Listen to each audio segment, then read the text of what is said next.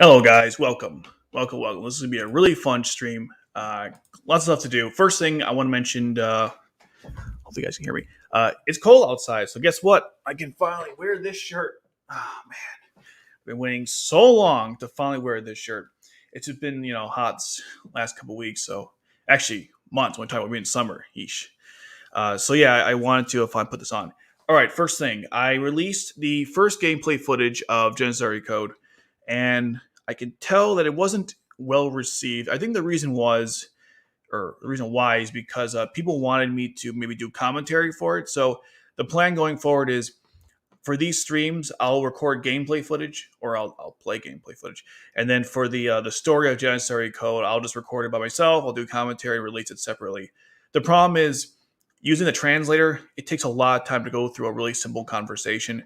I mean, that footage you saw was it was like if you did see or didn't see, it doesn't matter. It's like 38 minutes, and it was originally 48. It was 38 after getting rid of ads, so it takes forever to go through it. So that's the plan going forward, Genisis Code.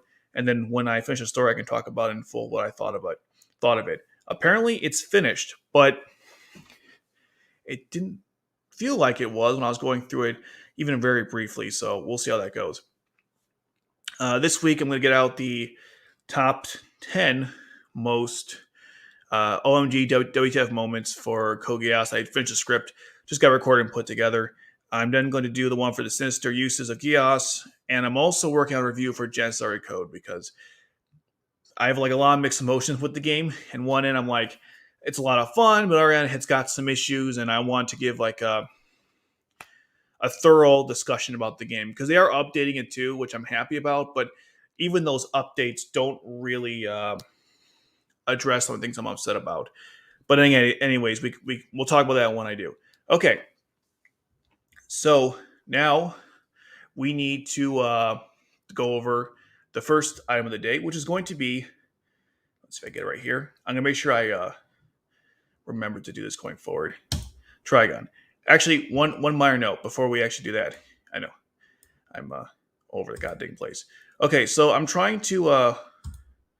One second. I had the link right here. For some reason, it went back to my homepage. I don't know why I did that. Anyhow, I'm trying to get my Facebook group or page for this channel to 100 likes. It has like 60 something. So I know there's like only 7 people here, which I appreciate, by the way. Even but if you guys could if you are on Facebook, I'm gonna drop the link in. Could you please like me on Facebook? I'm trying to get to 100. I feel like 1,000 subscribers should get 100 likes on Facebook. If you guys have the chance to do it, I don't know why the link wasn't highlighted. But whatever, I left it in the description or in the comments. So if you guys get a chance, please do it. I appreciate it. I might remind you guys throughout. I keep telling myself every single stream, don't forget to remind people, and of course I never do. So it's what it is. All right, now let's talk about Trigun. And there's a lot to go over with this anime. It's when I first watched it, which I guess we could start with that. It was 2009, and the reason for it was a friend of mine recommended to me. This was after I watched Bleach. If you remember from the video, I discussed my Bleach story, how I got the anime. It was basically through Bleach, and that led to Trigun, Monster, Code Geass, Death Note, GTO, what was another one? Madoka Magica, etc. Everything came from Bleach, besides Digimon and Yu-Gi-Oh, which I watched on that was on Kids WB. Besides that, though, it was all from Bleach. Anyhow, he was saying, "Oh, go watch this anime," and I was like, "Okay, sure, why not?" It had the cool '90s aesthetics, and it had a cool character in Vash. He had all these.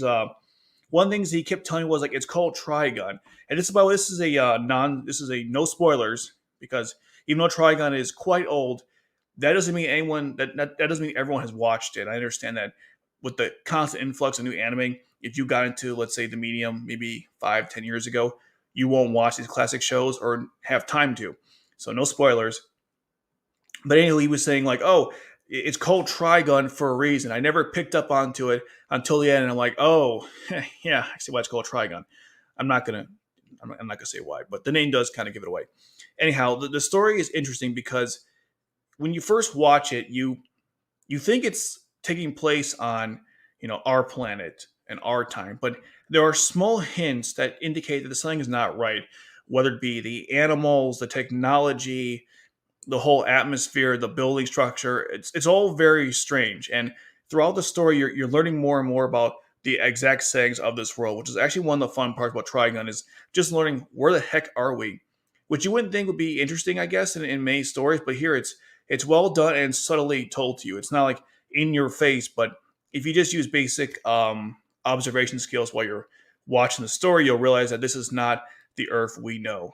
And so that's one of the reasons why I enjoyed the show. And even going back through it recently, I think I've watched the show maybe 3 times, this being the third. You notice that there's like something off about the world. And that's one of the things I enjoyed about it. Now the character of Vash is, I guess, controversial. I didn't know that, but apparently it's controversial because he's this classic Goku, Kenshin, I don't know, insert character who acts carefree here, and then when things get tough, all of a sudden like switches on a dime.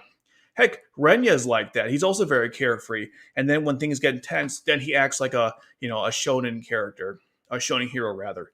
And some people don't like that. This is my thoughts on it because I remember reading a CBR article saying like top 10 like tropes that have to end in shonen, and one of them was like the carefree hero. I'm like, why? It's just a trope. You don't like it, you don't watch it. I mean, it doesn't hurt anybody, it doesn't cause any damage. It's just a trope. It's been done forever. I personally don't have a problem with it as long as it's done well, and I think Vash has done very well because even when he's at like a goofball, you can tell like if you look past it, you can definitely see he's taking it very seriously. It's just that he doesn't want to hurt anybody. The whole goal of him is like his whole goal, I should say, is to spread love and peace and not hurt anybody, and we all should live together because him and well, I was about to say something like, that's a spoiler, don't say that. Anyhow, his upbringing encouraged him to be that way. So him acting very carefree makes sense to me. I mean, if he doesn't want to hurt anybody, why would he act tough all the time? That's not who he is. Now with Goku, you can go back and forth with that one because he is trying to fight people. That's like literally his goal. He wants to become the best fighter in the world. So maybe his goofiness could be a little divisive, but with Vash, it makes perfect sense. He's a pacifist. He should act that way at all times. And I here's another thing too about Vash's his acting like a goofball. See, I think it's great because if he was serious all the time, then all the epic moments in the story wouldn't feel as epic because you're seeing it all the time. It's kind of like this is a weird metaphor, but in professional wrestling, if you guys are into that or not, I know everyone was during the Attitude Era, at least around my age. But anyways, there was the idea that like if you saw a guy every single week, you kind of lose the mystique of it. So one of the things that they do in professional wrestling is that they will have a guy not show up as often. The most recent example is of Brock Lesnar. He only goes to certain events because, again, if you show him all the time, he loses the mystique. So with Vash, the same thing. If he was always serious and always doing crazy stuff, then it wouldn't be as interesting. But because we don't see it as often, I think it's more valuable.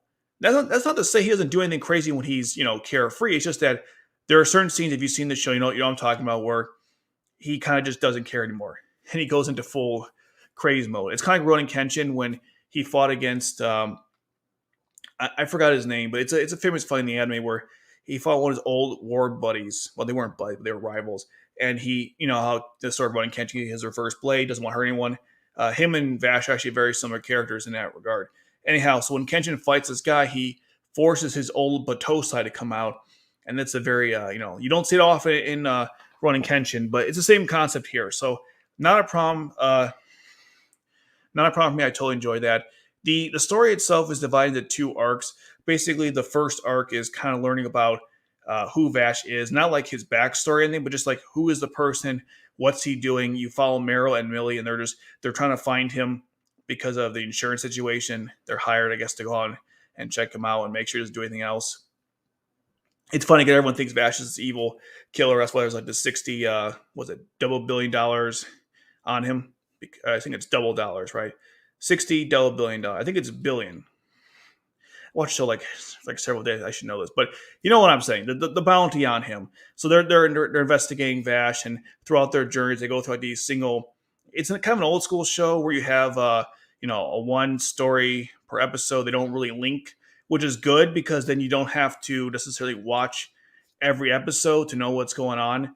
But there is like subtle hints of like I said in the beginning. There's subtle hints that they're explaining why this dystopian world might exist or why it exists. But beyond that, it's just very simple episodes that are their own independent stories. Sometimes they're really funny, sometimes they're really serious, a good mix of both.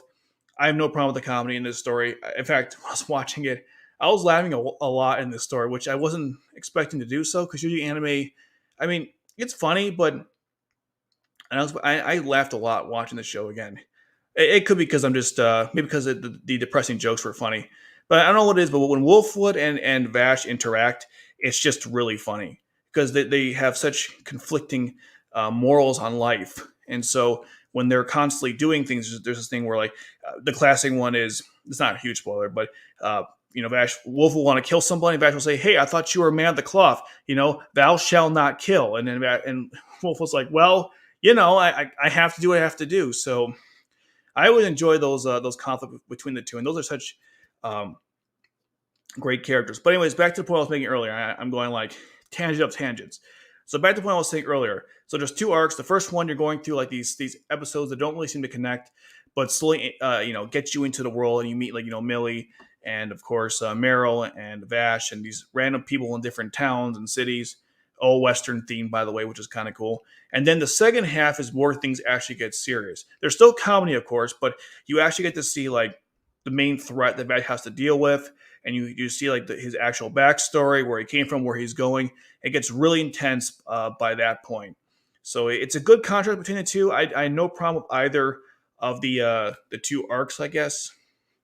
Yeah, and they are very different. I mean, the first one, like I said, was independent episode. The second one kind of follows I don't know, it kind of reminded me of Bleach, which is weird because Bleach came afterwards. But I'm not, again, trying to spoil. I'm not going to spoil it too much here. But Vash has to fight some guys. I'm not going to say who or why, and they have like different members. And all the members like to say, "I am this member of the thing called the something." And I was thinking to myself, wait a minute. In Bleach, that's how that worked too, because the captains or even the Spada would say like, "I'm number 10, Yamaru Yaogo," or I'm number was it 6, Krim Jiao, checker check. So I was like, oh, okay, I can see where. I think it's pretty typical stuff. The reason why it worked, I think, better in Bleach than does in Trigun is because Bleach has more episodes to marinate it. I feel like with Trigun, they kind of just rushed through all these characters. And I know, by the way, that the show was canceled before the manga was finished. I didn't read the manga, but I actually want to now. So I know that's why the story seemed kind of rushed, and they had to invent certain characters and change the plot in direction it probably shouldn't have gone. It doesn't really affect the anime for me, but just FYI there. If you're like, how come the story seems a little rushed? That's probably why. So definitely read the manga if you like the story, which I will be doing afterwards. So I kind of mentioned the characters, and I want to just go through them real quick. What I felt. Meryl is there's two females. So there's one Meryl and Millie. Millie's the tall one who's very kind, naive, but also like kind of like Cecile, innocent, but not naive though, because she understands like how things. I know I just said naive, but she's not naive, but she's very innocent. Doesn't want to hurt anyone, but she's not afraid that she has to. Like, she has this really cool gun that fires these projectiles, and she's actually very strong, and people always underestimate her, which is no, don't do that. I liked her more than Meryl. She's more of the shorter. Vash always calls her a bitch every time in the story, which is, again, always made me laugh. I'm watching this, and I'm like, there's one part where Vash was with some woman, a woman, I forgot her name. I think she was the one who wanted him to be her bodyguard. And he was telling her, like, oh, don't go to Meryl. She's a bitch. And I'm like, whoa. I don't know what it is with swearing in anime. It's like I'm not used to it, which is kind of odd to me. That's why you guys have seen the anime Beck. If you've seen it Beck, that show has, like, insane swearing. And it completely caught me off guard when I watched that show for the first time. So anytime I see, like, even one-off swearing in anime when I don't expect it, it's pretty funny. Especially when Vash was using it in a very insulting way. Anyhow, Meryl, I think she's just Sundara because she's very act cold and harsh to Vash the entire show, but eventually she warms up to him and starts feeling certain ways. I don't know I'm not sure they're a couple or not. This is not really spoiled. I'm not sure if they should become that direction, but she has very Sundara tendencies, unlike other characters who have called that in the past. And then so that's Millie and Meryl. And they always seem to end up with Vash every single time. I know they're following him, but it always seems like they just happen to find him in the right place. So then you have Wolfwood, who is a man of the cloth. He's like Vash, very similar personalities. They both have a really cool weapon set. And just like Vash, Wolfwood, you learn more of his past, and also you see different use of his weapons throughout. They don't give it away early on. They slowly hint to what he can do, and man, Wolfwood's story is quite something. Great character. I don't think people talk about him much, and I think I mentioned in my Gungrave review that the design of Wolfwood was used for Brandon Heat, which makes sense because they're both awesome characters. Then of course you have Vash, what I already discussed. He's a carefree guy. He always has a goofball, but deep down he's actually like the best gunman in the show, and he performs insane stunts. And through all the different things he does, you get to learn more about his arsenal and his skills, and it's pretty cool, especially when you get to the end, you're like, oh my god! But obviously no spoilers here, and that's kind of like it in a nutshell. It's a journey. It's small characters, so you really only spend time with 4 people specifically all the time. And then there's like side characters here and there. Sometimes you're with them for a couple episodes. Sometimes it's a one and done. And that's fine because in this case, I loved all the characters. If this was a story where you didn't like the main cast, well, you were screwed because that was all you got for, 26 episodes. So small cast, I think that's fine. It works well in the story. There are many shows that have like 12 episodes. I'll give you an example. One I just watched recently was a Free Dive to the Future. And I love the Free franchise, don't get me wrong. But that show had too many characters, not enough time with them, and that's 13 episodes. I think it was like maybe 10 or 12. And Trigun has 4, and it focuses on the 4 only. And yes, you have other characters. I won't say their name because, again, no spoilers. But they do focus on them, but they're not as important. The ones that matter, they focus a lot on, and everyone else is kind of there.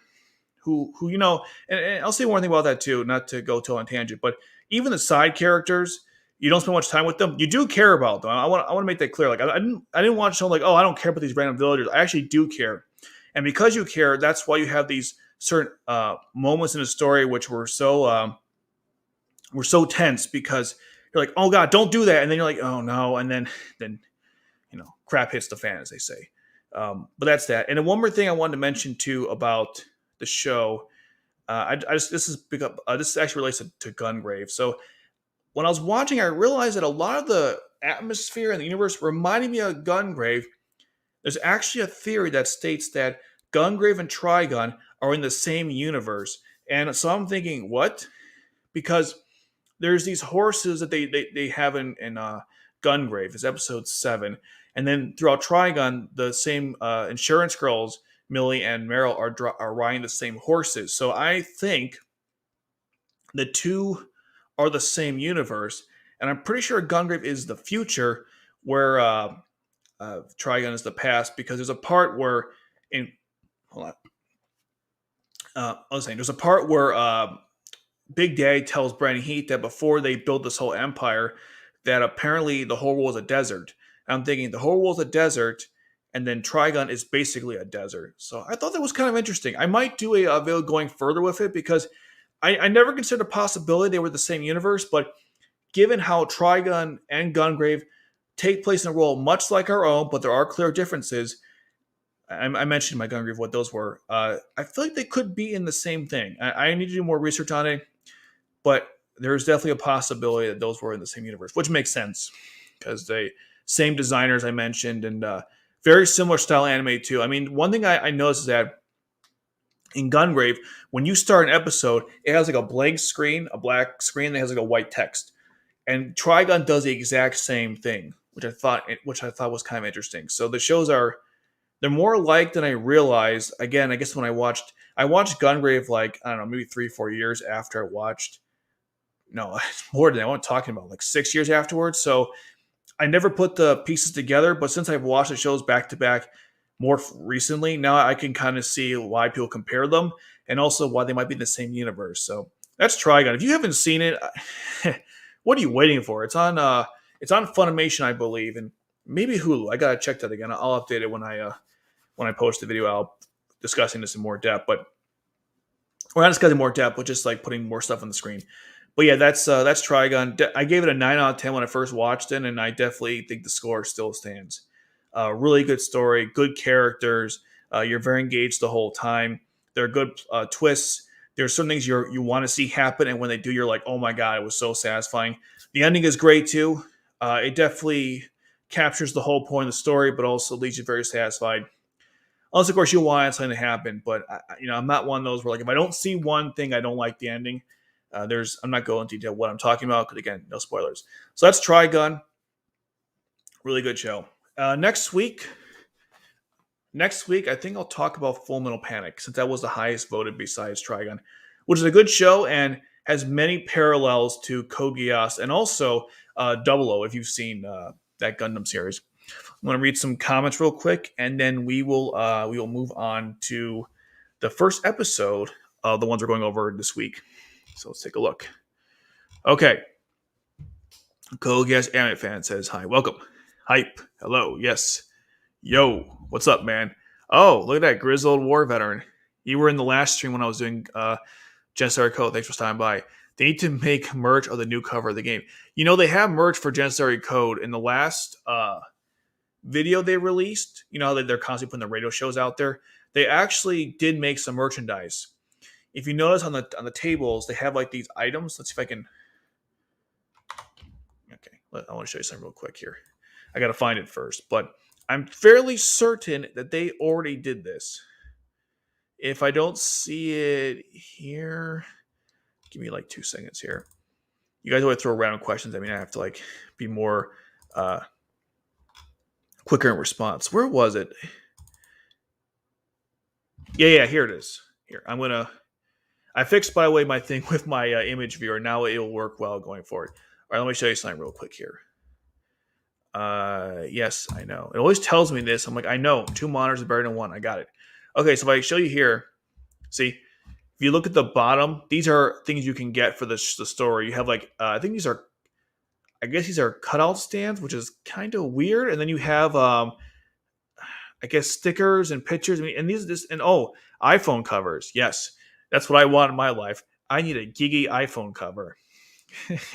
Now, if they had a Lelouch iPhone cover, I mean, I'm an Android guy, but it doesn't really matter. If they had a Lelouch cover or a Renya cover or a Akito, I'll definitely get one. But I don't want a geeky archive or Al cover this time. But just letting you guys know, there is merchandise for the game. I don't know if there's going to be a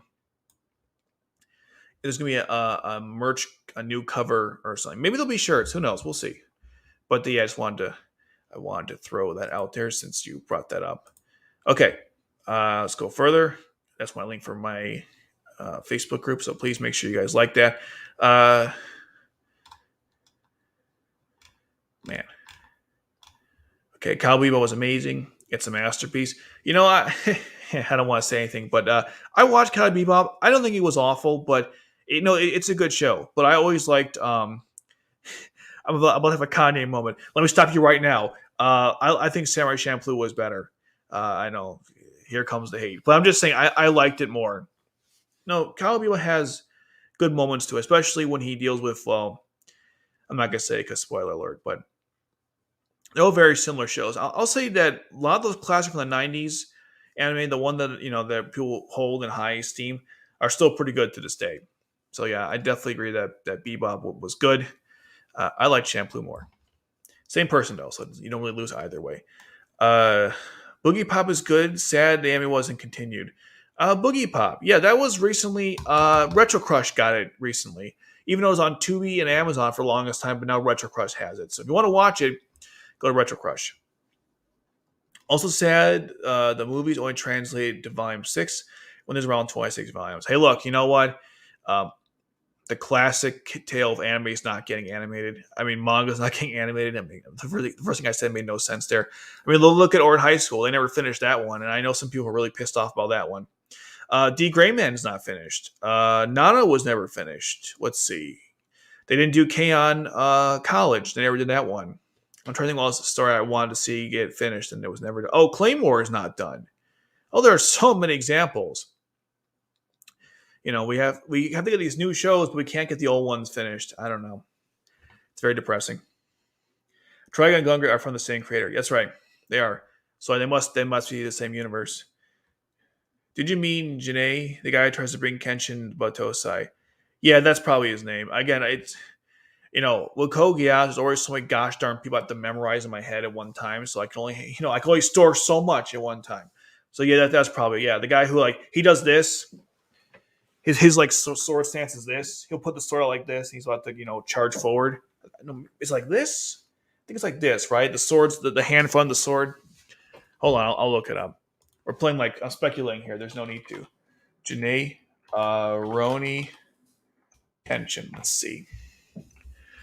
No, that's not him. That is not the guy. The guy I'm talking about is. No, that's definitely not him. 1 second. I can find it now. I'm on the Wikipedia page. Give me 2 seconds here. Characters. Is it Saito? Yeah, this guy. Hold on. I'll bring the picture up here. Okay. Nope. That was wrong. That's what I wanted to do. Okay. This guy. Saito.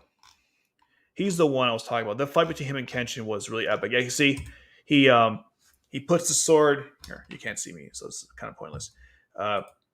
He puts his hand like this in a sword and he charges forward. That's like his special technique. That's what I'm talking about. The other guy I don't remember who the heck that is. Like, it's been a while since I watched Kenshin. I never even finished the show either. I'm just gonna state right now. I never finished it. I got to the third part. I finished the whole thing with Shishio. I think his name is the guy with the bandages. And I started the next one. I don't know. I lost interest. It was a whole like thing about religion and how Japan wasn't allowing Christians to practice openly, and then it lets you hit like Kenshin goes blinded by this guy. I don't know. I wasn't feeling it. Sometimes running Kenshin can be kind of a slow burn. The first 2 seasons were good though. First 2 seasons of Kenshin were fantastic. So just let me go back to my face. Do we have to? Okay. What's up, man? Grizzly War veteran. Vash was Johnny on Bosch's debut character as a dub actor. Really? Because he didn't sound like it. It's like he's been doing this whole life. Really? I'm gonna fact check that. Not that I don't think you're right. This is my own knowledge. That was really his first role. Let's see. Anime. Yeah, it was Trigun. All right, you win. You know what? For a first role as Vash, he was phenomenal because I couldn't even tell that was his first role. If you were to play that from me and say how many voice jobs has this guy done before, I would have said maybe 10. He was so natural. I mean, one thing that Vash does in a show, which I guess hasn't aged well because of the way the climate is, but he can be a bit of a womanizer. So he'll advance on women in a very, I guess, demeaning way. I didn't see a problem with it, but I could see why Studio might. And he has like 2 different accents he'll put on. He'll have his like, "Hey, I want to be with you." Then he'll go, "Ma'am, I will protect you. How dare that person do that to you?" It was like a very, it was really funny. So the fact that Giant Bosch did that, like his first role, it's very impressive. Notice how most of my favorite animes have Johnny Bosch as like the main dub or the main lead. Code Geass, Bleach, and Trigun. It's not an accident. And of course, I haven't talked about the show yet, but Wolfrain also. Giant Bosch was the lead. Little fun fact there. Okay. Second half, some great dark mode. Yeah, Trigun gets really like dark towards the second half of the story. That's why it's like the beginning is more like fun, easygoing. Not saying there's nothing bad happening in those first episodes, but stuff gets real in the second half of the show. And yeah, I mean, one of the goals like this is like to ruin Vash, and man, it gets ugly. Kenshin's rival is Jinsei, the guy that wanted to bring the whole society of Kenshin fight him. But what about Saito? See, I'm looking at this guy, Jinsei. I just don't remember this person. Look, I'll take your word for it. I haven't watched the show in like years, but I always remember it was Saito who wanted to bring it out against him. So I don't know. The visual hold up very well. Yes, I forgot to mention that in my review, but Trigun's visuals are very good. Even with the 90s look, it still looks phenomenal. The eyes have so much expression. The face has so much expression. The eye color is fantastic. The backgrounds are well drawn. There are certain elements of different genres in this story too, and they're all handled well as well. The designs are great too. Like everything is so like wacky, but yet it works. Like certain villains have like the strangest outfits, but because it's Trigun and they've established this world to be kind of strange in a bit of a dystopian world, it just kind of works. Your eyes, the designs are strange, but you don't focus on them. You acknowledge the fact that, like, yeah, that makes sense, and you just keep going with it.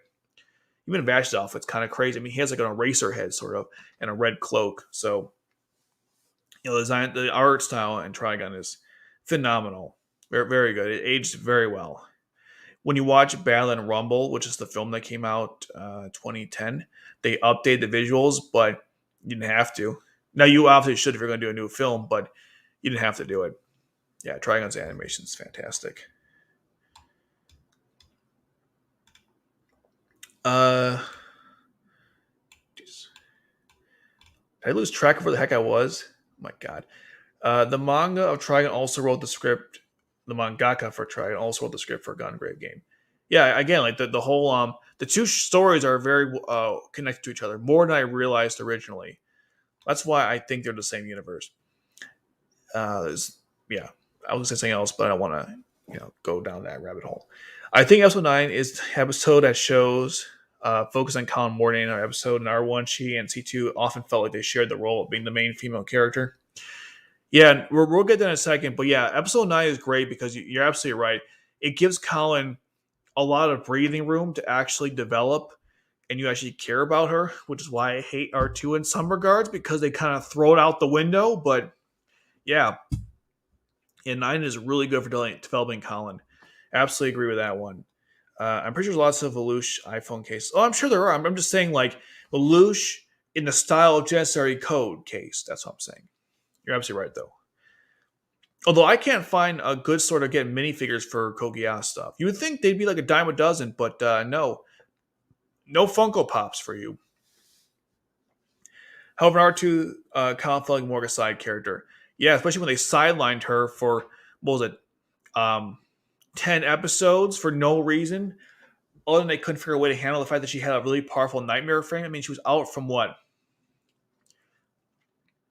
I would think. It was like 10. Was 10 the wedding in R2? And then she was out till 18. It was like 8 episodes, I think she was not relevant in the story. She was like, she was talking and with like Nunnally and Bradley and Suzaku, but didn't really develop much during that time. Except that she started feeling more closer to Lelouch because of, what was it? Because he was talking to Nunnally. But other than that, I mean, yeah, Collins, I don't want to discuss that. It pisses me off so much. Pre-2010 anime used to be so special. While we still got some good anime, I feel like the magic is lost. Well, you know what it is the CGI stuff kind of, if used correctly, it can be really good. But I think most studios are relying too heavily on it. You look at shows like Attack on Titan, which is very polarizing, but ignoring the whole story, just the way it's drawn, like that's a good use of CGI in modern animation without looking too cheap. Like they didn't spend much time on it. So some shows really nail it. Freeze another good example, but there is still something magical though about the hand drawn style of anime.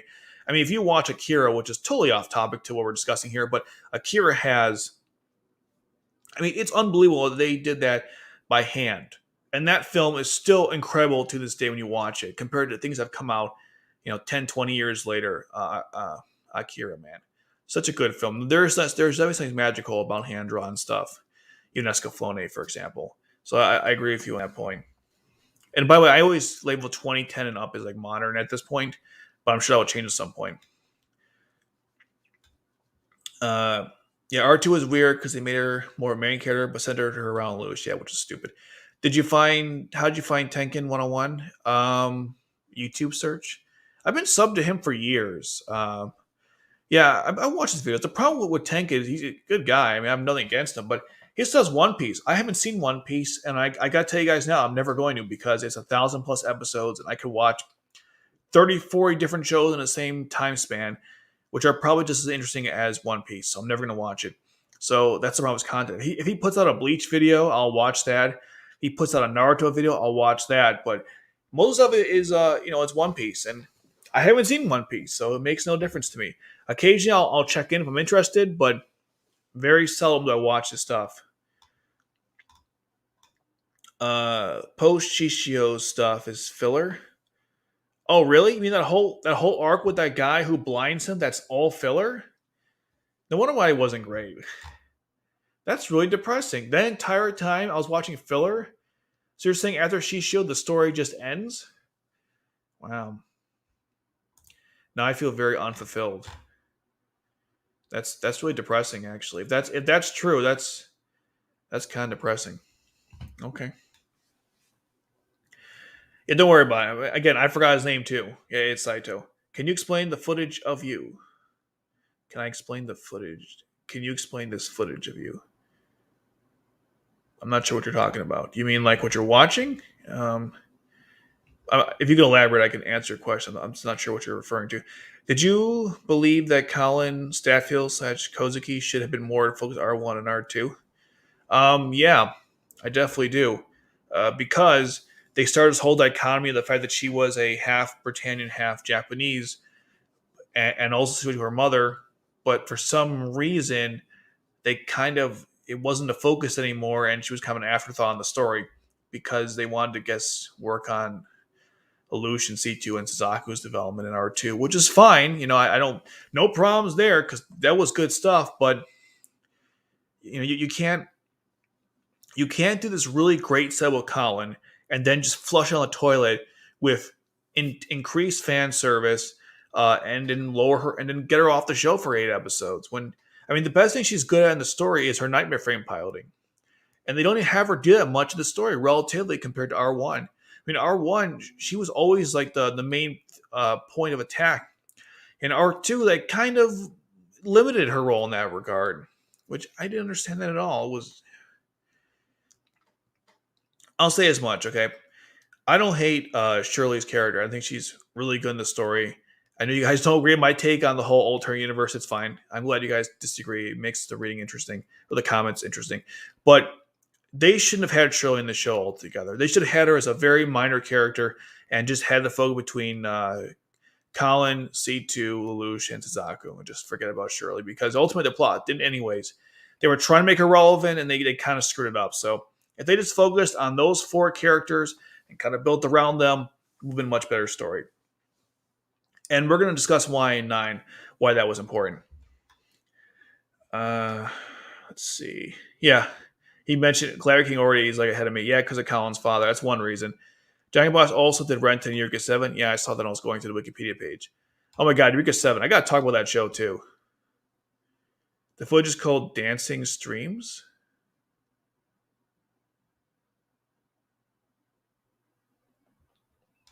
I don't know what you're talking about. But yeah, Giant Bosch was also Rent. Yeah, Eureka 7 is a really good show. The footage is called Dancing Stream by YouTube Matthew Torrey.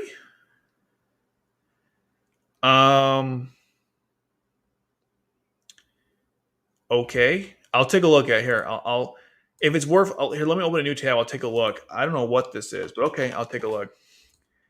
Was that interesting that people actually want to make another video about me? Let me take a look. Let's see. You said Matthew Torrey.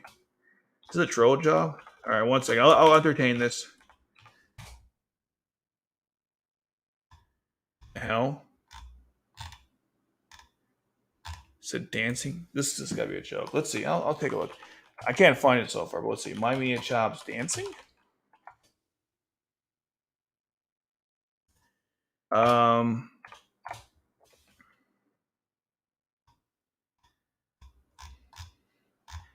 I'm not seeing anything that relates to what you wrote. I don't know. I don't see it. If you wanna send a link, or that's weird because I don't. Yeah, if you type my name in, you only come up with like the video or my channel. You don't see anyone else's. So I don't like here. I'll try one more thing. One more thing. I'll one more thing. I'll try, and then we'll no more. I'll try this. Okay, my yeah, chops. Dancing. Matthew Torrey. I don't know. Oh, here it is. What the fudge? Here, I'll show you this. What in God's name? All right. All right, this dude's not crazy. You're not crazy. Okay. Someone made a video called and I'll my media chops dancing stream. Um, I'll let you guys know.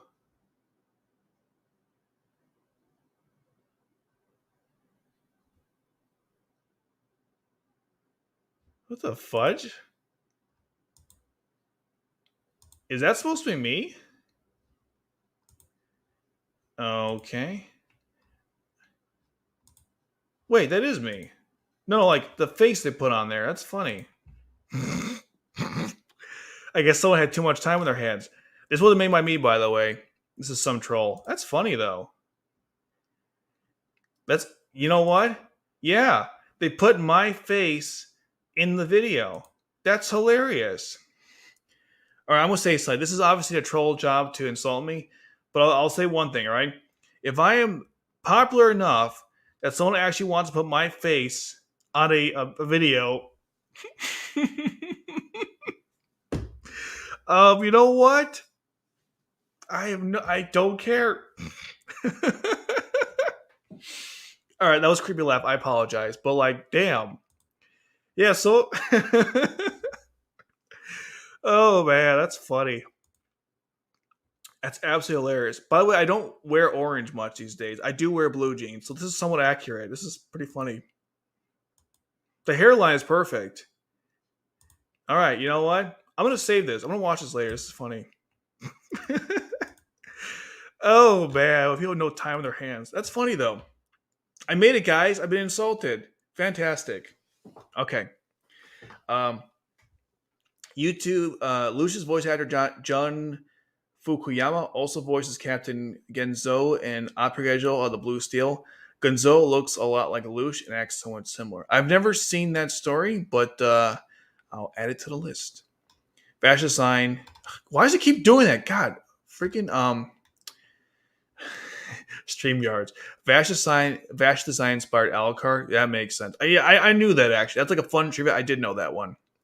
I'm still waiting for Code Geass Funko Pops. I really want to collect the Code Geass stuff, but majority of the merchandise costs too much. Yeah, it's so freaking expensive. Kallen, Cornelia, and Chile got sidelined and sexualized horribly in R2. I feel like most characters except Lelouch, Suzaku, and Tito got sidelined. Yeah, I don't know why I did that. And they put and not only they sidelined certain characters, but they introduced more characters. I don't know why they did that. So weird. I feel like the most characters except Lelouch, Suzaku, and Tito got sidelined in R2, except Schneisel. Uh, Found it. Charles had more proactive R2. Deep fake time.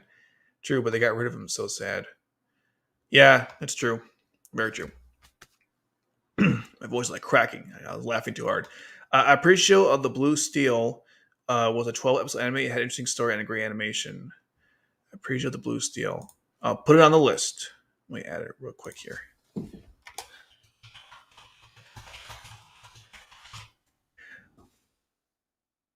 All right, I got a two for question here. Question one: would you say a Code Geass fighting game like Gundam Versus? And question two: if you were to write Code Geass R1 R2, how would you do it, or how would you change it, or how would you do it, and how would you change it? First answer the first question. Yes, definitely want a fighting game. The problem with Just Starry Code is that I don't think, given what they were trying to fit it into, it doesn't fit very well with the style of gameplay. They should have had more mech or Nightmare Frame focused. That would have been much better. I totally agree with that one. Even an RPG would have made more sense as long as you had the characters who actually could fight. I like Shirley to an extent, and not only, but they don't belong in the battlefield, and the game doesn't really justify it. It just tries to make it up, which is kind of weird because you're Code Geass was never that type of story, so the fact that they put it into this it's weird. And then your other question, how would I redo it? Well, how would I redo Code Geass? Oh my god, there's so much. The main thing I don't want to go into full detail here because this could be like a 2-hour video to itself. But the main thing I would say is plan out better what I want to do with the story and explain everything to an extent where it's not spoon feeding, but say food feeding, spoon feeding, but also you're not confused. Like the Ragnarok connection would have been done better if there is one. I would explain the Geass rules better. I would have given more context to certain scenes. Just explain things. If Code Geass had one flaw, or one major flaw is lack of explanations. So just explain things for God's sakes. That would make me happy. Just explain stuff. So that would be my main the main change. Okay, we're almost done. Not that I love reading the comments. Do you think Deer Capture will feature Lelouch and C2? Probably, but not as mainstays. They'll probably show up here and there because they're collecting the Geass shards after Lelouch the Resurrection, so they might pop in here and there. I mean, C2 showed up in Akito the Exiled, so anything is possible. I hope they're not mainstays because, my God, I want to see a Code Geass story with no Lelouch whatsoever, no C2, nothing from the original series, brand new characters, and see how people respond to it. Will they like it or not? Because there's a huge fan base that will not watch Code Geass without Lelouch. It's a very vocal fan base too. Okay. I mean, like the dancing stream and commented on it. It's funny. Look, you know what? It's I think I'm very honored that someone decided to make that of me. You know, I have a lot of subs, I guess, relatively, but I didn't think it was that enough to get that kind of attention. Shirley in a fighting game in her school outfit and no weapons is kind of hilarious. Yeah, it's silly. I mean, she could be in a Black Knight outfit or something, or at least slam beside her school outfit. You should make a video about how you would change Code Geass. Yeah, I mean, I would definitely want to do that. Again, it would just be like a very long video. I want Arthur the Cat in the game. By the way, Arthur the Cat is in the game. I don't have the character to show you, but Euphemia uses Arthur as her main attacking weapon. I know. Imagine this for a moment, right? Euphemia sends a cat to attack a nightmare frame, and the damage is actually dealt. Like, a cat can actually take out a nightmare frame in the game. Don't ask. Okay. We have gone through enough. Go get on the comments. Let me just go back to me real quick so I can get the transitions going here. All right. We'll start with stage 9 now, and then let me close out the merchandise stuff, because I think we've seen enough of that. Close. Okay. Okay. Let's see. All right. Hey, it's supposed to do the thing I wanted. Scale to fit. All right, guys, I'm going to share you the best scene in the whole episode. I'm just kidding. It's not, but I'm going to share it anyways. This is the best scene. This is the best scene in the whole show. Not just episode 9, but just period. I'm just kidding. That's Kallen, by the way. She's passed out because she lives a double life. Because unfortunately, she's trying to be, she's doing the whole Black Knight, and she has to pass school. The episode actually starts out with her, like, her clothes are on the floor, and she's clearly, every night she's passed out on the bed. That's how the episode starts, by the way. Okay. That's the intro, stage 9. Yeah, so one thing cool about this is that you see these weights on the floor. I pay attention. I mentioned that in my Kallen facts video that she likes to lift weights, which is why I don't know why when you see her actual physique, it's very thin. Like, she should be much bulkier. I'm not saying that, women, this is like a whole nother topic, but women who lift weights, they don't necessarily get like, Arnold Schwarzenegger ripped. You gotta like take extra stuff for that. But I always feel like her body type didn't match her, the fact she works out a lot.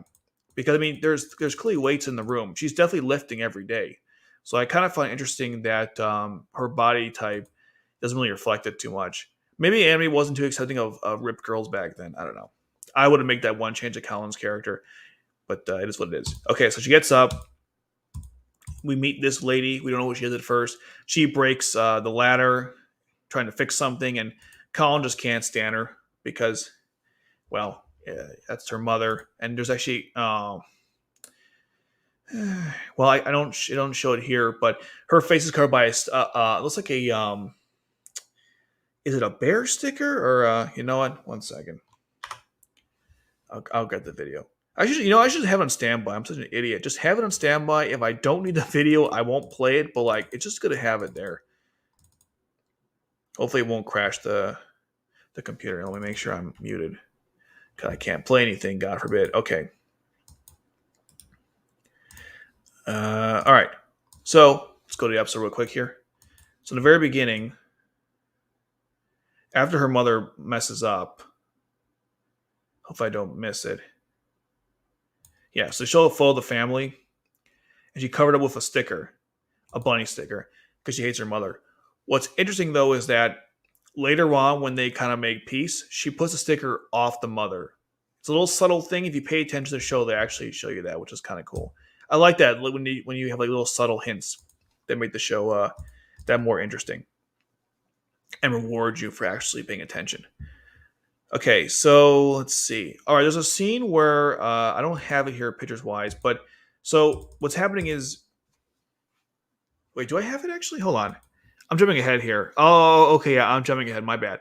Okay, so this is interesting, right? These guys are saying, my camera's, come on, camera, get focused. I don't know why I did that. It's so annoying. Today, all right, wait. Okay, we're back. Excellent. So these business guys are saying something that kind of contradicts the story a little bit, or maybe the time they said it, it wasn't true, or was true rather. They claim that Cornelia doesn't care about the refrain situation in Japan. They don't. Cornelia is not interested. Therefore, they can distribute all they want. And so the Black Knights are the only one who actually gives a darn to stop them. And then Kallen has like this embarrassing moment where she wakes up saying the Black Knights, which was kind of funny actually. But it's just that these guys are like, yeah, the Britons don't care about us destroying the whole population and productivity, which is kind of funny. Even though you're going to see later on that Cornelia is like, we want to do something important, but we can't because unfortunately the refrain is killing our whole productivity in the area. So I find it interesting that like these guys say something that actually is contradicted later on in the story. But I guess what happened here was, when they were doing this at the time, Cornelia didn't care, but once things started to dip in productivity, then she started caring. That's how I kind of rationalize it. But so there's that. They mentioned how Lelouch is always sleeping in class. Now, what's kind of interesting about this scene is that Rivalz says that Lelouch sleeps in class all the time, and Kallen's like, "Oh, really? What is he up to at night?" So I thought maybe she was suspecting him as Zero or something, because she was like, "Wait, why is he up all night? He's not doing what I'm doing." Just a little observation. This is the scene I was talking about. So so Cornelia's talking about her plans, which I think were kind of interesting, and the show doesn't really ever develop it further because of things we'll discuss later on. But her plan was this: she wants to go help Schneisel in the EU. She doesn't really want to be involved in this anymore. So her plan is to get rid of the terrorism and then make Area 11 a satellite nation, and then put Euphemia in charge. Which, honestly, if that actually happened, I think things would have been pretty good, because Euphemia is a nice person, and unlike Clovis, would never kill the people for any reason. So if she was going to be in charge all this time, I actually like that plan going forward. But unfortunately, Lelouch didn't know about it, and we know why things don't go the way they should. But this was a good part here because it just explains what Cornelia is up to right now. Like, why is she in Area 11, and what's the goals going forward? Obviously, things didn't happen, but it was good. It was a good scene though, because oftentimes you have questions about, why are things being done. The show actually does explain it to you. So I thought that was a good, a little good note there, or tidbit of information that they shared. Okay, now of course, Euphemia wants to talk to what she wants to know what Lelouch's or Suzaku's thoughts on this stuff. Kallen walks in when they're doing the whole cat ceremony. So you see them all getting Lelouch cosplayed as a cat, which is kind of funny. And then Lelouch makes a really nice comment, which is actually true because he knows her, which is kind of weird because she doesn't know him.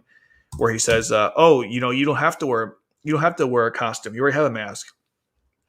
Now they already know her size because of the bathroom episode, so that's why I guess the costumes fit her. They never really follow up exactly with that, but I think that's what they were saying there. There's a good part where Suzaku was kind of upset. Oh, actually, before that, they mentioned how they can't leave the school because the hostage rescue, they don't want to talk about the characters. So you see Shirley and Kallen and, not Shirley, Shirley, Nina, and Millie are constantly being harassed by people, even in the bathroom, which is kind of funny. What's also interesting is that Kallen tells Lelouch, "You should be on TV." And Lelouch was on TV, which is kind of funny. I guess that was an inside joke there that one of the fans got. But then they mentioned but then Rival thought, was it Rival? Or Shirley? One of them thought they were talking about Kallen, which was interesting. And then, of course, they referenced the fact that they did a good segue there where they made a joke about Lelouch being on television, but they segued to Shirley, Millie, and Nina being on TV, and therefore everyone wants to talk to them. So I like that little segue there. It was a good way to make an inside joke, but also transition to another point. A good piece of writing, which I know that Code Geass actually has, if you pay attention. And then they mention more about them being questioned. Millie makes a good quote about the kingdoms and how, even though they're born apart, they're still one nation. Suzaku is crying because everyone's still alive and he saved them, and even Shirley feels the same way. Now, I don't have it here, but Suzaku does Rivalz does a wrestling move to Suzaku, which I don't know what it is about this. I never liked it. It always seemed awkward as anything to me, where they're chatting it up. Yeah, see, they're in the, let's see, where is it? Yeah, see, they're constantly being questioned. They can't leave the school grounds. See here, and then if we go a little faster, see, they're being questioned in the bathroom. Well, lovely stuff. But then you go to here, get this. He does a Russian leg sweep to Suzaku, and I've watched the show so many times. I always thought this was super awkward for whatever reason. Like, what? It's just weird. I don't know. Like, that actually hurts. It just, I don't know. It's just a weird scene to me. I hate Rivalz in general. That's probably why it bothered me so much. And even this part is awkward too, man. Rivalz just annoys the hell out of me. But at least Kallen feels good because she saved everybody, which is nice. And everyone's like adding the Black Knights too, even though deep down they shouldn't because they're going to get killed and stuff. But there is that. They're doing more like police, I guess, assisting the police and helping out against crime. I'm thinking the co-ment dub for this. But then we see this part where, Kallen's saying how if we push too hard to find Lelouch's identity, he'll run away. And then we see Lelouch on this pole. I assume this is always metaphorical. Like he wouldn't actually stand on this thing because, I don't think he's that flexible. I always assumed it was metaphorical. We got this part here where it's kind of subtle, but they imply through this conversation that Lelouch is like never in school often. In fact, I often question how he's even like passing school if he's never there. But I guess when you're a genius, you could do that sort of thing. And Rivalz even says, like, hey, you're never around much. And Lelouch's like, really? Yeah, really, you're never here. And he's like, well, whatever. And then we get to the scene where Nina's like, oh, Euphemia, and she gets like a blush for her. So it's our first time that Nina shows any interest in liking Euphemia. So like everything else in the show, if you slowly watch it, or if you watch it, they put hints at what's going on. Things just don't happen out of the blue. We get this really good conversation where Tohdo's talking to the Holy Swords. And again, they name drop stuff like the Gurren. This is now the second time they discussed the Gurren before it actually showed up in the show. I believe it was one of them said, hey, didn't they get the Gurren? And then Tohdo's like, that was not confirmed yet. They discussed how, what the hell was his name? I literally I can't stand a character. I thought I'd never use his name again, but I guess you had to reference him. His name was Kusabaki. So they said Kusabaki killed himself. And then I think it was Senba said that, well, I heard they didn't try to stop him. So everyone's a little, they're confused exactly about if they should support Zero or not, even though Tohdoh definitely wants to support Zero. Everyone else is kind of skeptical because they don't understand why the people are flocking towards the Black Knights, but the JLF is not getting as much support. I think the reason is pretty obvious. The JLF is old style. The Black Knights is new style. They're more hip. They're out there in the open doing stuff. The JLF seems to be like non-existent. That's probably why they flock towards the Black Knights over, let's say, the JLF. Even though I think the Holy Swords are badass, but that's just the Holy Swords. By the way, this is I made a note. I guess I don't have it here, but this is, I assume, if we're to go ahead in the story. Let's see. Almost there. Yeah, so I've played up really quick here. So this is Kallen's house, I assume, right? I'm going to get a little bigger so you can see. This is Kallen's house. So she lives right by the freeway. No wonder why she's so tired all the time. Can you imagine if you're trying to sleep and the cars are going back and forth? I mean, this is like, there's not much traffic here because it's the middle of the day, but can you imagine during rush hour? Man, Kallen was exhausted all the time. I don't know why, but I never noticed since watching the show. I think this is Kallen's house, right by the highway, also gated by this strange wall.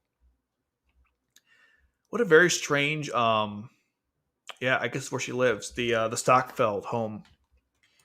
Anyways, so because it zooms in later on for her house and looks just like it, so I assume that's where she lives. So then Millie comes over and we meet the stepmother, which Kallen can't stand, and of course she thought she'd bring a boy home or something. I don't know. They hate each other. You can clearly tell. She mentions that the mother, I had to look this up several times because I couldn't hear her clearly. She said that the mother is only good at like sleeping around or something or selling her body because I guess she sold her soul, not literally, but her soul to a Britannian father or something. So I think that's what she meant. Then again, we see the weights again because again, Kallen likes to lift. They mentioned the whole situation, how Kallen's a half breed, and Millie, of course, wouldn't tell anyone. And they discussed the whole home life situation where Kallen's mother went with a Britannian father, but then he left her for this other woman, and then it's not a pretty situation. She doesn't understand why her mother even stays around in the first place. And as Gladiator King mentioned early on in the stream, we never meet the father. It's never discussed. Horrible use of development there. I mean, like horrible waste of a character. Suzaku was no different either. We should see more of their families. So that's kind of depressing. Among the depressing part. And I think that's all that happens here. Yeah, there's the whole transcripts. Millie tries to, tell Kallen that, remember, you don't bottle this up because it will break you. But the main takeaway here is that Kallen's family life is kind of messed up. And she doesn't like the fact her mother is still staying around for no reason. We find out, of course, later on what the reason was. Then we see that the mother is addicted to refrain, which is lovely. And, I forgot to mention earlier, my bad. When Cornelia was talking to Euphemia, she mentioned that the reason why they can't uplift the status to satellite is because everyone is not productive. And they're not productive because of refrain. And that's what I was saying earlier, that when the businessman was saying that Cornelia didn't care about refrain, well, that's not true because they do care about the refrain because the area is not being productive. So that's why they're interested in the whole stopping the refrain dealership, which, by the way, was coming from the Chinese Federation, which is, I'm not going to say anything, but that's pretty funny. So there's that. We get this interesting conversation between Suzaku and Lelouch about vigilantism, which kind of reminds me of like Batman's philosophy, although obviously Batman doesn't kill anyone, but the same idea of like interfering versus letting the cops, handle stuff. And I think Lelouch was winning the argument for the longest time until Suzaku brought up one good point, which I think definitely never got addressed, which is who determines who's right and wrong, and what morals are they using to make these decisions.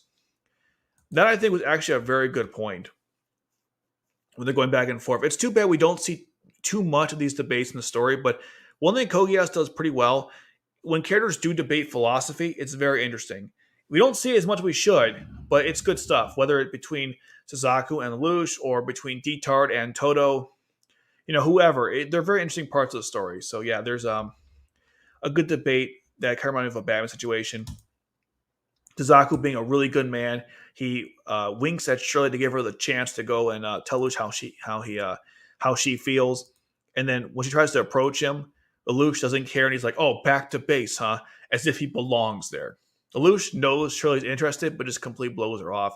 I have mixed feelings about that, his reaction to her, but he's so laser focused on the mission, he doesn't even realize what Shirley was going to do and how Shirley took a lot of effort to go and even ask him out. He doesn't even care. It's kind of funny. So then Lelouch is talking. Kallen's talking to Ogi about stuff, and then I think he mentioned about the refrain too. Oh yeah, that's right. They talk about refrain here, what it does, and apparently it makes you think about the past. And the reason why that's so addictive is because everyone's like, man, stuff, it's awful since Britannia conquered Japan. So now we're taking this drug to make us forget about that stuff, which makes sense. It's very logical. I mean, her mother's addicted, for crying out loud. Then we get to the famous hot dog scene where the guy's getting pummeled by a bunch of Britannians in the settlement. Lelouch tells her, don't do it. Now, here's what's interesting to me, and maybe I was overthinking this, but he tells her she wouldn't stand a chance. Now, we know that's bullcrap because Kallen is, one, in good shape because she works out, but also she can do flips, and she's quite capable in hand-to-hand combat. So my thought is the following. Either A, she didn't train yet to do that stuff, or B, Lelouch knew that but didn't want her getting involved because maybe giving herself away. I don't know. It's just weird because he told her she wouldn't stand a chance, but no, Kallen could take out soldiers trained in combat. She could totally do it. I never understood that line. It was kind of weird to me. But we never saw Kallen up to this point being able to, be showing hand-to-hand combat skills, but we know she's quite capable. So I'm not sure what Lelouch is talking about in that scene. It was kind of interesting to me. And after done, Lelouch tells him to stop with the Geass power, which I think was kind of a waste of a command. But hey, whatever. One person, one time. YOLO, I guess. And this part's kind of messed up, but the guy's like, you know what, Kallen? Well, he doesn't know her name was Kallen. He says, I'll give you anything you want, hot dog, whatever. I got all this stuff. He's such a slave and to the Britannia. You can't save him. Lelouch was trying to explain to her, like, you can't save these people, and she didn't get it. This guy was clearly messed up, and he was unrefrained too, as you find out later on, which is kind of depressing, I guess. Then we get this interesting conversation, which I referenced in a couple of videos, but Lelouch talks to Kallen about how if the people in Japan just became honored Britannians and follow the rules and stuff, nothing bad would happen to them. They could live a pretty good life. But they won't do it because they want to bow their heads, because they won't bow their head and they got too much pride. And what Lelouch said actually I thought made sense. But then Kallen said, okay, what would you do about it? And Lelouch is like, nothing. I don't care. Then she gets pissed off at him because he basically said, the status quo is what it is. It is what it is. And I like this because Lelouch has basically created two completely different personalities. So you would never suspect him being Zero, because Lelouch here is like, look, I know things are awful. I don't care. I wouldn't do anything about it. Just join the system. What's wrong with that? And then Zero is like, no, we got to destroy everything to fix the system. So I like how, and Lelouch is not even like putting a false mask or really like forcing this. It's just natural to him. He's a very good actor. He's basically playing two characters here, Lamperouge, and then of course later on is Zero. I like that whole dichotomy. And this is, again, by the way, I mentioned my harem video, and I mentioned my romance video. I mentioned it several times at this point. Kallen at this point in the story did not love Lelouch, okay? Because she clearly slapped him here, and she's pissed off that he's very smart, but won't do anything with his intelligence. If she likes him later on, it's not now. So people go, all the girls liked Lelouch at one time. No, they didn't. They did not. Anyhow. Got that out of the way. All right, next we see the fact that the mother's out of her frame, which is no good. And of course, if you look at the walls, whoever wrote this stuff was very mean, but I guess she takes her refrain to forget about it. We get this interesting conversation between Villeta and Jeremiah. Now, before I even discuss the conversation itself, is this the same bar that Rivalz works at? You don't see Rivalz here, but in episode 8, Rivalz works at a bar. So I kept wondering, is this the same one? If you guys don't know what I'm talking about, let me just get to that real quick. Here it is. I don't want to show you guys that stuff. Okay, let's see. Hopefully I have the image here. Give me a second here. Because they call Lelouch, or Rivalz tried calling Lelouch, and he just ignored it because he was, he couldn't do anything about it. If I don't have it, I'll grab the video. You'll do what I say because I said so. God, Kusabaki. I hate that character. He showed up for one episode, and thank God it was only one episode. All right, it's not here. Give me a second. I'll load the video up.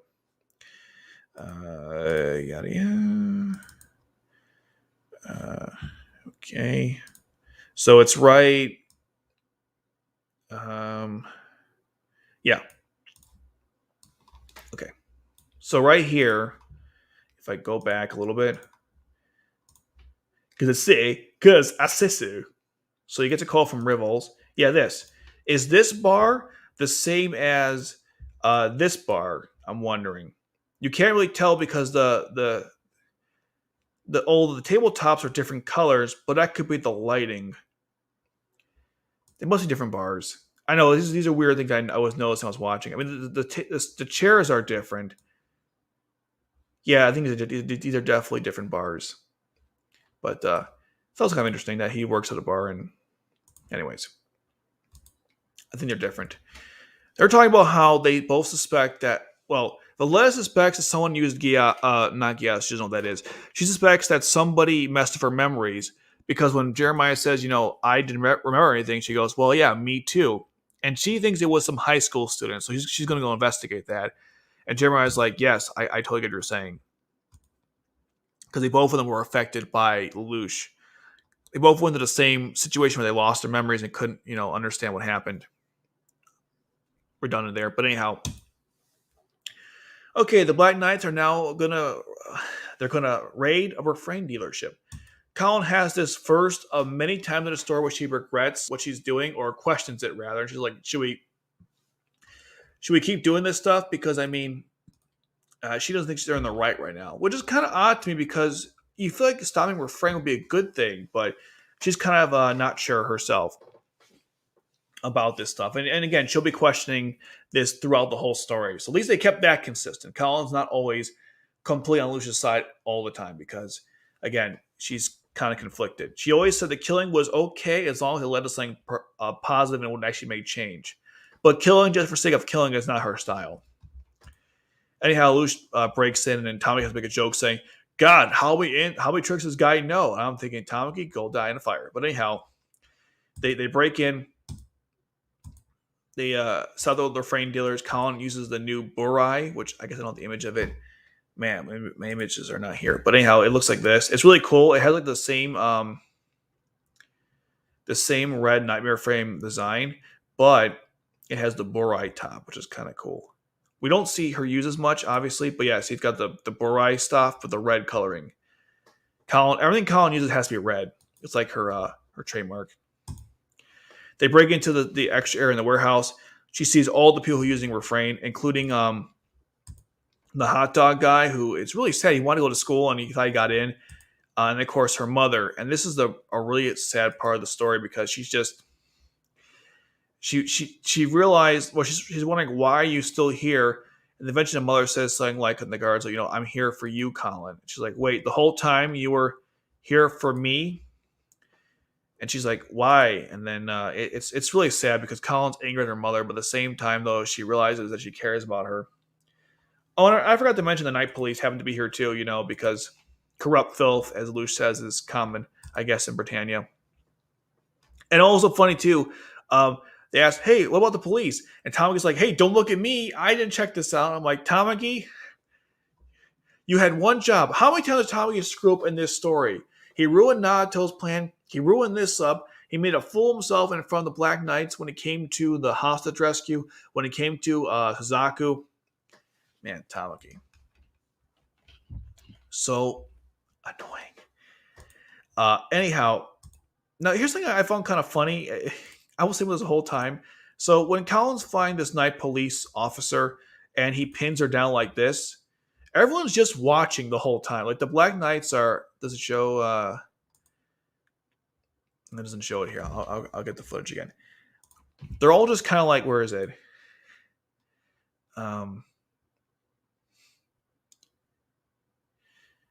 Let's see, because she's kind of in a bad situation emotionally, and they're just firing, right? And so they're just, let's see.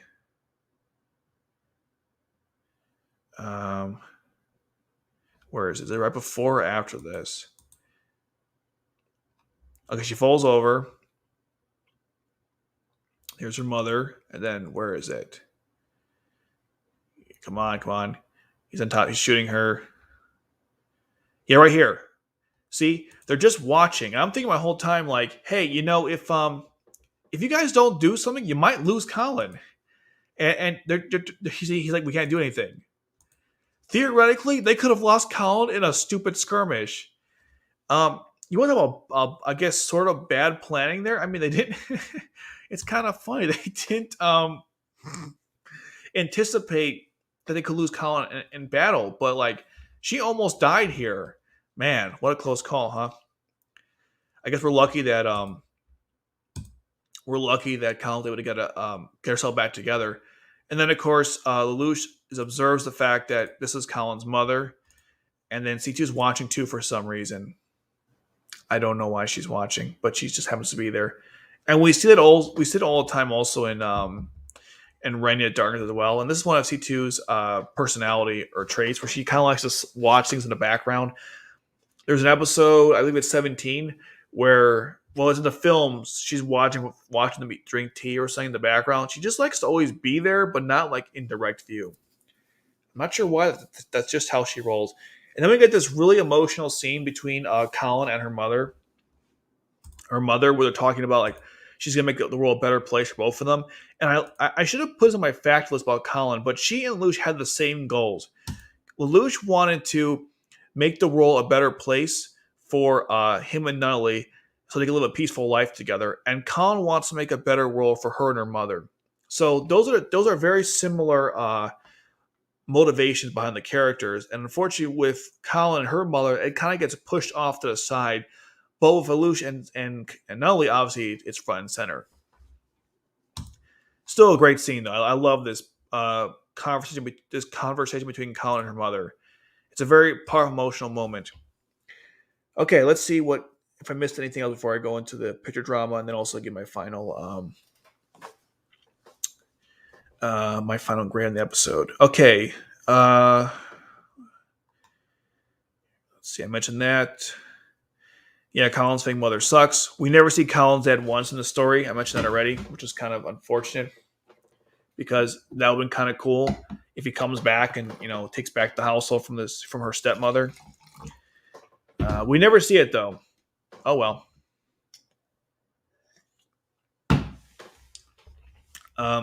They explain how the drug works when it comes to refrain, which I thought was good because they do reference refrain other times in the story, so it was good to devote a whole episode to it. Although I do question, in the grand scheme, why the Black Knights were doing this to begin with, raiding refrain dealerships. I guess my only theory was they're trying to get like more people to support them, and I guess doing things the police won't do would get them favored with the public. That has to be the only reason why they were doing this. Because in terms of taking down Britannia, I'm not sure what stopping refrain dealerships has to do with it. There could be some kind of connection that I'm not aware of. Let's see what else we got here. They mentioned the Borais, that's right. Here's something else too. I was wondering. So when you see Ogie and Kallen in the photos, and we've seen this before, but I'll go back to it real quick. When Kallen's talking to Ogie when she's at school, they show a photo of. Come on, we're almost there. Almost there.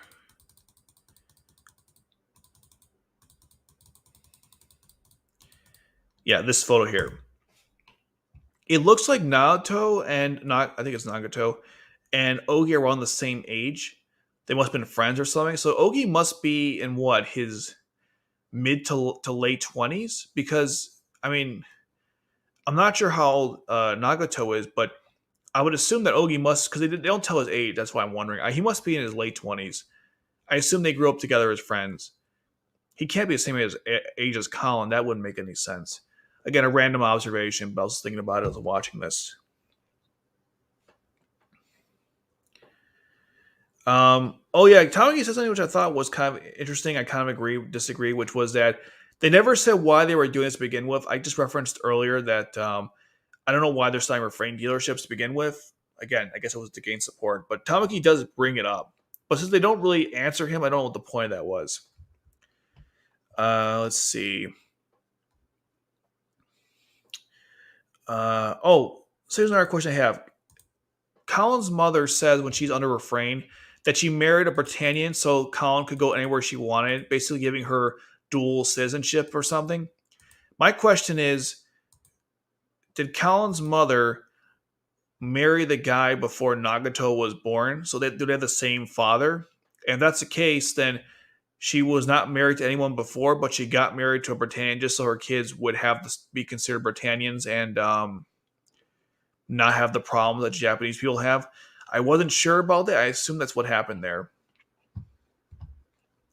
So that's another thing I mentioned. C2 has a good quote about pain and tears. This is such a great episode. Yeah, that's true. Okay.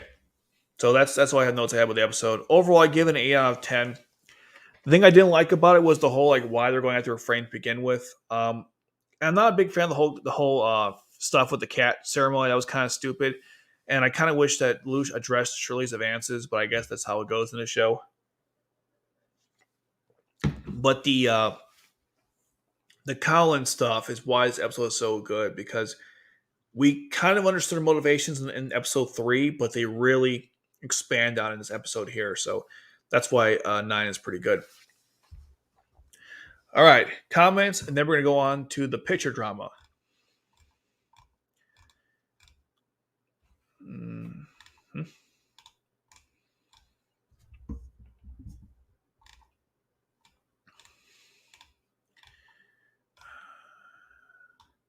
Genesis Art Code should be a console game even to the US and make the game something like Dragon Ball Z Universe. Facts. Or JoJo Eyes of Heaven. If it was JoJo Eyes of Heaven, that'd be pretty cool. That's amazing. Is he watching some Mukin Episars? I'm not sure what the context there. ADSF's comment. I'm not sure what that means. Is he watching some Mukbang SMR? I'm not sure what that is. I can't spell, obviously. Did Arthur the cat become Arthur, protagonist of Misty Streets? Nani? You know what? Even though Arthur is a reference to, King Arthur, but sure, maybe. The Kallen faster at the beginning episode is so forced and awkward. Yeah, I mean, it's just weird. I'm not sure women are that comfortable sleeping like that, but whatever. Also, Kallen in 17 is also Kallen 17 R1. Yeah, she is 17. That's true. I hit like update comments and it goes back to the bottom, which is really it updates to the latest, which is great. But I'm reading from the top to the bottom, so it's kind of annoying. Okay. Kallen's nope, almost there. I think the reason Kallen wasn't bulky is because the animators think that all teen characters had to be super skinny and scrawny in order to look good. That's probably it. Ripped as in abs? If so, it's actually really hard when to get abs and maintain them due to how the body stores fat. For when to get abs, they have to be balanced, active, starving, and not. No, not abs. I'm just saying like her arms could have been bigger. She could have had bigger legs, bigger butt. I'm just saying like you look at have you guys watched here I'll get an image if I have it. I'm not sure if I do or not. I'll show you an example of what I'm talking about. Let's see. I'm pretty sure I have it in my video. If I don't, I'll just grab the footage. And my Kallen facts, I showed a photo of it, but in case I was early on when I didn't know what I was doing, I made YouTube videos. Okay, I'll have to grab the footage then. Give me 2 seconds here. Is Canterbury here? You know what? Make it final line. Let's do the easy route first. Canterbury of the Iron Fortress and the ripped woman. There's a part in the show where, here it is. Okay, so you see this. Not you guys can see. Let me grab the image full. I don't want to go on Twitter. I just want to make it larger. Okay, I guess it's good enough. Anyway, you see how again, this is a very nitpick of the story. But you see how she has defined shoulders, a strong back. She's not overly muscular, but she has definition. You could tell this woman lifts weights. Here's another example. You could tell this woman definitely lifts weights. Is she super bulky? No, but she definitely lifts. But we look at Kallen, for example, if you were to compare the two. See, Kallen, here, I'll cross side by side here. That's not what I wanted to do. I didn't want to close out the screen. I simply wanted to... 1 second. That was not what I wanted to do. 1 second. Okay. I wanted to just... because I did this, right? So let's not scale it. Let's just make it normal. Here we go. And... Okay, can I just... Maybe it's F11. All right, one more time. There we go. Okay. So you see how if you compare their backs... Man, I'm like the worst. Come on, get back here. Okay. Her back is it looks like she never touched a weight in her life versus this woman clearly is bulking and has lift weights. That's all I'm saying. I don't care about the abs. I'm just saying if you looked at Kallen's back or her whole body, you're does this girl actually lift weights? It should look something like this, where she's still thin and feminine looking, but has muscles. That's what always surprised about Kallen's character, because she lifts weights, but she doesn't look like this. There's a character in our show, I don't know her name, but if I typed it in, you know what I'm talking about. If you type in Was it ripped anime woman? A complete exaggeration. Well, that's from Fire Force. It's no, not Mikasa. Yeah, her, this character. She's really ripped too. But that's a little overdone. I'm just saying, like, the Kanabari woman, that could have been like an easy thing for the show to do. Anyway, that's all I was talking about. Kallen's stepmother might be the most unlikable character in the whole show, although we never get a chance to see Kallen's dad. Also easy to hate. A man who keeps his ex-wife as a servant is just awful. Well, she stuck around too, so. Let's settle this once and for all. Sub or dub? I like dub more because John Bosch and Kay Higgins is C2. Everyone else, I think, is. Oh no, what am I talking about? You also have Steve Blum, the guy who did Alucard voices Jeremiah. You have Michelle Ruff as Euphemia. Schneider as Troy Baker. Oh my god, the dub in Code Geass is like it's an all star. I made a note like my R1 review that the dubbing in Code Geass is an all star cast of people. Like everyone who's anyone in voice acting was in that show, or mostly everyone. So definitely dub. And here's another thing too. Lelouch's sub voice, I can't stand it. It's so deep. I mean, he's a high school student. Why does he sound like? I mean, he's deeper than me for crying out loud, and I'm way older than him. He's like, Lelouch will pretend to command you. Obviously, insert Japanese instead, but it's like, it's so deep. Come on, man, look at this. Versus Giant Bosch, which is more lighter, more natural. His dub voice, his sub voice for Lelouch is so. And then, of course, you have like Goku, for example, who's high pitched. Go figure how that worked out.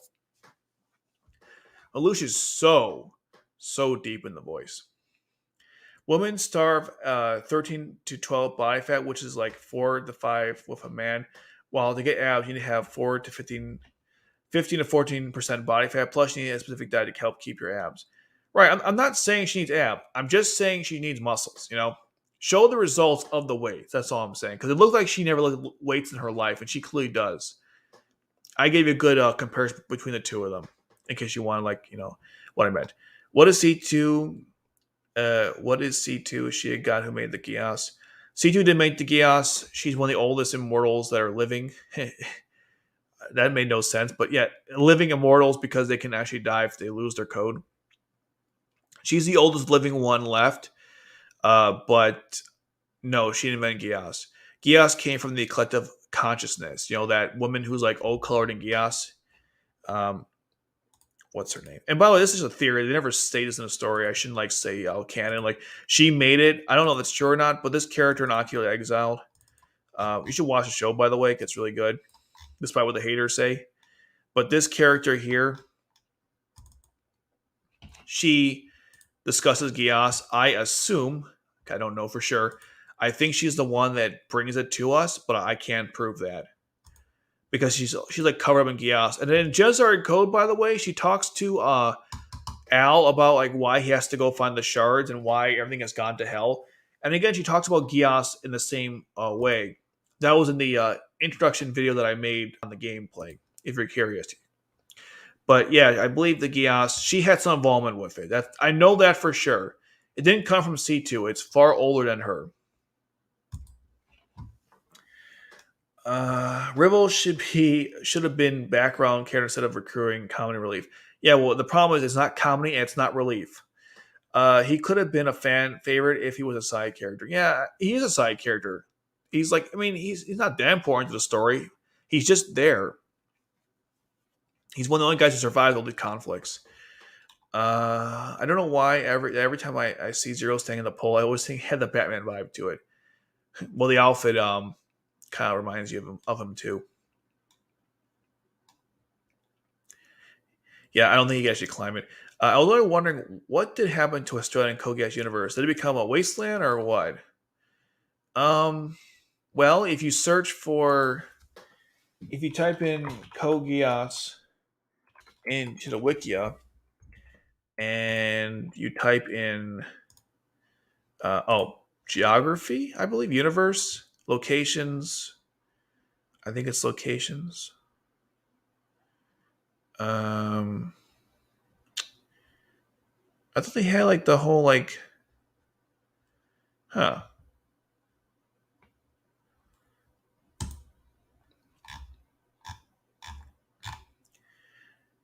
So Britannia has. I'm looking right here because you want what am I doing right now? Britannia has. Let's go to the Wikipedia page. I honestly don't know the exact. I don't memorize this stuff. Britannia has North America, South America, New Zealand, Philippines, Russia, and Cambodia. If we go back, I guess I went back too far. You go down to Europea. They have Europe, parts of Russia, parts of the Middle East. Okay. Um, so that's this. Can you see that?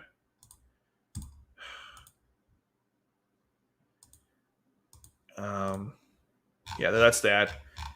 They don't own Australia. And then I guess if you go down to, let's see, the United States Federation, they have China, India, Indonesia, Bangladesh, Pakistan, Vietnam, Thailand, Myanmar, Taiwan, Kazakhstan, Sri Lanka, Nepal, Afghanistan, Uzbekistan, Malaysia, Cambodia, Outer, Manchuria, Kyrgyzstan, Tajikistan, but no Australia though.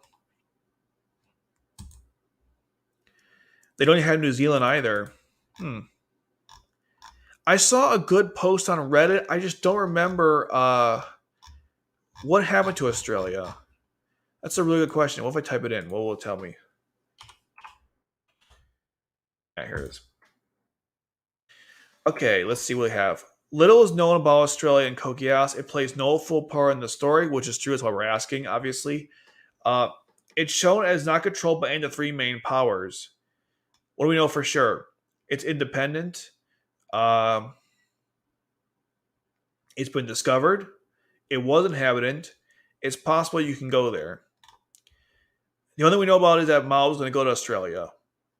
And yeah, I guess China was going to attack Britannia or Australia as well. But yeah, we don't know anything about it. It must be independent. Who knows? Good question though. I really don't have the answer. That's one of those things where I thought I saw a good Reddit post on it, but I guess it's been a while. Well, Lelouch Lamperouge, as a student, doesn't know that the sickly Kallen could fight. I think he was keeping the mask of not knowing about her.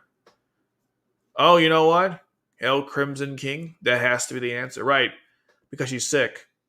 And he knows that. I wasn't thinking when I asked that question. That's a good point. Refrain brings back good memories. Could also mean nostalgia memories. You know, like how everyone loves nostalgia, things become even more addictive.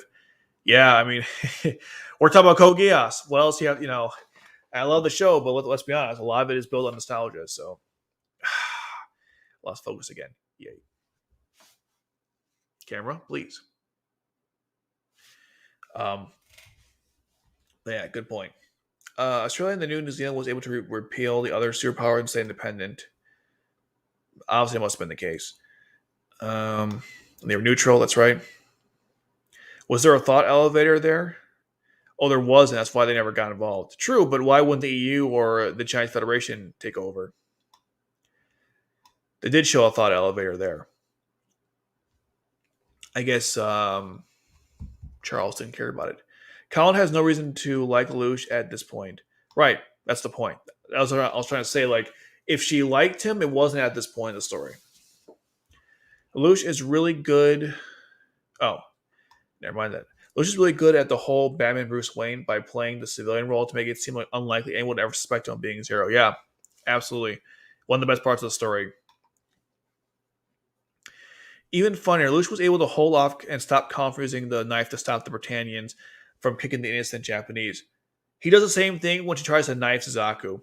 Well, again, because Colin also has to pretend to be feeble, so she can't go in there full blast to kill them. So both people have to play this role of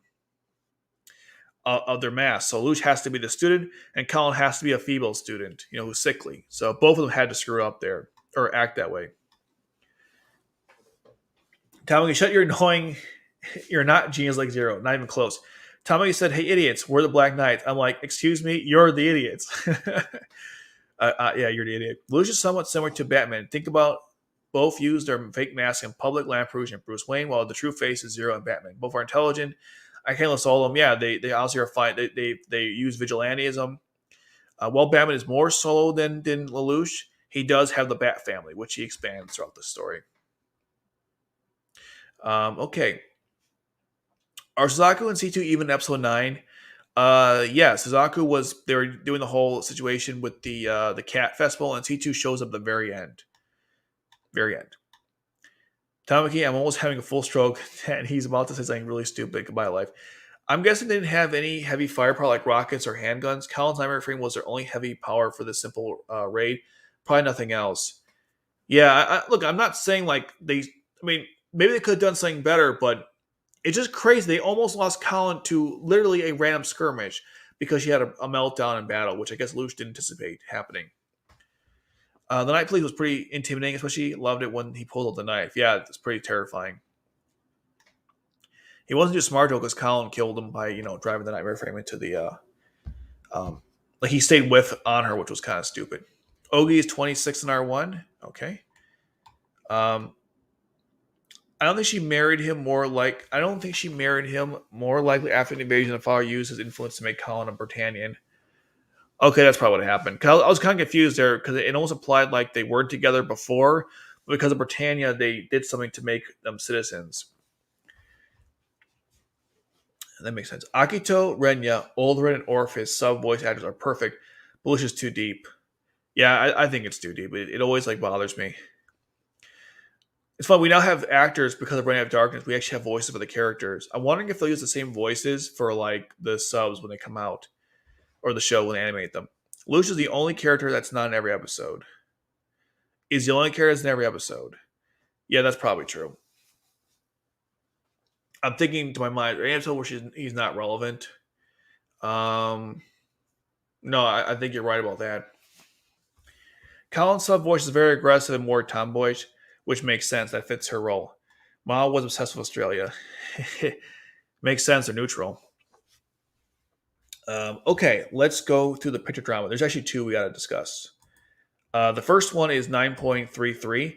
This is the cross-dresser episode or festival, which, I mean, I'll say as much. Both of these picture dramas, they're not terrible by any regards, but they're funny. At least I gotta go laugh on them. We don't learn too much new stuff from these picture dramas, but at least they're entertaining. That's my notes I'll put over here. It always expands outward. I don't want you to. Okay. So we have Millie as I'm not sure what she's supposed to be, and then Kallen's nice little look at. I love the bandana she has. It's kind of funny, and Kallen's very tomboyish already, so I kind of like how that plays out to her outfit. Why did I skip ahead there? Here. You see Nolly looking like Lelouch, which is kind of adorable, actually. And then there's Sayako as a butler, which is funny. Nina mentions that, I believe it was 2 students came out, and so did a teacher. Which Shirley made a comment saying, well, it was home ec, so does that really count? I thought it was kind of funny. She's a police officer, which was entertaining. Luch is very embarrassed to go out in public with his dress. Suzaku is very confident, and Rival's outfit is so obnoxious. He had it's really funny. In a bad way. But Suzaku is wearing the sailor outfit. Very confident women's clothing. Luch, not so much. Eventually, Millie wants to see how they look, so she barges in, and Luch looks like they were saying, oh, he's so pretty as a girl, and unfortunately, Nellie couldn't experience it because she's blind.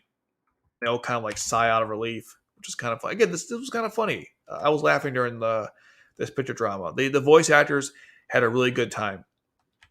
This is, as someone has mentioned, this is the first time we see Lady Lelouch in action. I assume that's a wig, by the way. And then what happens is they also played the roles out, not just looking like the opposite sex, but actually acting that way. So he's trying to seduce her. Millie pretending to be a guy is seducing Lelouch as a girl. And eventually what happens is they talk about doing sports activities, and Suzaku Again, like it's funny because Nelly's like, "Oh, that's awesome. I mean, cool, dudes." It's really funny. And eventually, because Millie tries to seduce Lelouch, then Rival's like, "I want in." Then Troy's like, "No, I like Lelouch." And then Colin's like, "Oh, everyone likes Lelouch." And they're saying, "Oh, do you like Lelouch?" And so they have like this like pseudo love triangle of like the opposite genders. It's kind of funny. And Rival's trying to fit in, but like no one cares. It ultimately jokes about like the whole like possible romantic interest that Millie, Shirley, and Colin might have for Lelouch, which is not found in the story, but they do make fun of it here, which is funny, I guess. I give this one, I think like a 4 out of 10 because it's funny, but there's nothing really new we learn. And remember what I said about picture dramas is that picture dramas, I like them because they do show you stuff you don't see in the anime. But wow, my camera's really like not focusing today. I'll have to fix it for next time. I'll just until I fix it. So I'm going to do this. Um, I do like these picture dramas, but I would like to learn something new that I didn't know before. And the problem with a lot of these picture dramas is they don't do that. Like the Jeremiah one was so good. Like that was like the pinnacle of a good picture drama. And this one's it's kind of silly to me. I would have liked if they had like one thing you didn't learn in the show that they mentioned here. And they do have the people coming out, but I don't really care. And more importantly, we know Anita is a lesbian. I'm not sure why we had to have a picture drama to, I guess, explore that. But yeah, it wasn't the worst one. God, that one with Clovis Land, that was the worst one. I'm still not focused. I might have to fix my camera. But we'll go to the next one in the meantime, which is 9.75. Okay. This one is also very funny. It's basically Lush does cooking, and then they talk to. He has to find a way to explain C2 to Nunnally. So they either talk about the cooking, and then explains the recipe. She mentions how because Luch is so busy with going on with taking care of her, he can't go on any dates with C2. And Lucia's like, no, we're not dating. And she's like, well, what are you? And Lucia's like, what are we? And he tries to go through all the possibilities. It's pretty funny, actually. He's like, is she a good friend? A teacher? He tried to go through all the possibilities. A relative? He couldn't think of something. And so eventually Psycho comes in there to save the day by mentioning that Millie has gone through like 31 suitors. And what's funny enough is that we learn about Millie's situation, how she's going through so many arranged marriages, or not arranged marriages, but they're trying to find like a suitor for her, someone she doesn't really want to be with, which she makes very clear. And we learned that Psycho works for the Ashford family. So if you didn't know that before, they do mention that here, which is good information. Uh, Ultimately, it doesn't go anywhere, and Psycho gives Nunnally this voodoo stuff to use on Lelouch, I guess. Then Psycho makes this weird expression at the end. I don't have it here, but it's really funny. Let's see. Let's see. It's probably I don't have it listed in this area. Don't I have the picture dramas here? I was like, I know I have this. What am I talking about? Episode 9.75. Here it is. So what's weird about this one, at the very end of it, I don't have the image, but Psycho makes this weird expression. What is that? That's it's funny, I guess, just a little bizarre to me. I've never seen her, I don't know. It's kind of funny. I guess Nelly wanted strong stuff to use for voodoo, so they are just trying to make your wishes come true. So Psycho gave her voodoo stuff. I don't know. It was kind of funny. Again, I gave it a same score, like kind of 4 out of 10, because all we learn is that what's it called? That Millie gets suitors. That Lucio has explained C2 to Nelly, and that's it. Everything else is explained later on in the story. So in terms of like being important to the plot, not necessary, but it was entertaining. I'll give them that much. It was entertaining. That's about it. Okay. Was there anything new that I missed? Ogi was best friends with Kallen's brother. That's probably why Ogi and Kallen got along so well. They can relate to the grief of losing the brother. The only thing we learned is Lelouch has appeared. Was Nina Einstein named after Albert Einstein? Yes. Lelouch's sister, his true name is Lucina v. Britannia. That's funny. Shirley looks good as a police officer. Yeah, she does. Lelouch got CBR flashbacks. Yeah, that was. Oh my god, that was bad. Leonza v. Britannia has appeared, everyone. The picture dramas are hit or miss. Pretty much. Usually miss, unfortunately. But yeah, they are definitely hit and miss. Okay. Let's start the next one, which is staged. And stage 10 is really good. Like most of the episodes are. But I like stage 10 because it has the it starts Narita and we get some other good stuff in the background. What's going on with like Detard and the JLF and Cornelia. There's a lot of stuff going on with that one. Let me close this out. Okay. I want to do fitness. All right, so we start off with C2 swimming. So let's go to that. Why is it not going? Oh, what? Okay, there we go. So C2 is swimming. This is important, by the way, because later on when she fights Jeremiah and she falls into the water, if you're wondering could she swim to the shore to survive, the answer is yes. C2 is an accomplished swimmer. It's a very random fact, but she's actually a good swimmer. Lucius is going to the recruits. He sees Dieter Reed, and he's kind of confused why Dieter would ever want to join.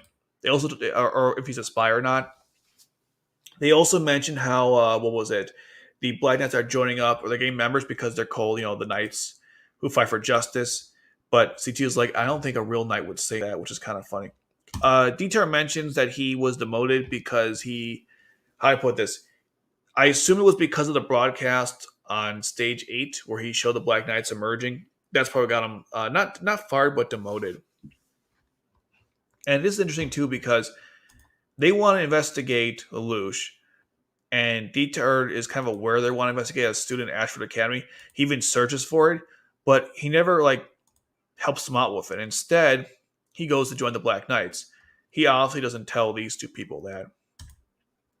He also happens to know that the Japanese Liberation Front is headquarters in Narita, which is also the same place that Bartley went to. So they did name drop Narita before this episode. Again, pay attention to the show, and it will hint to things later on. We get this epic scene where we finally see the Borais and the Gurren, which we were hinted to several times in the show already.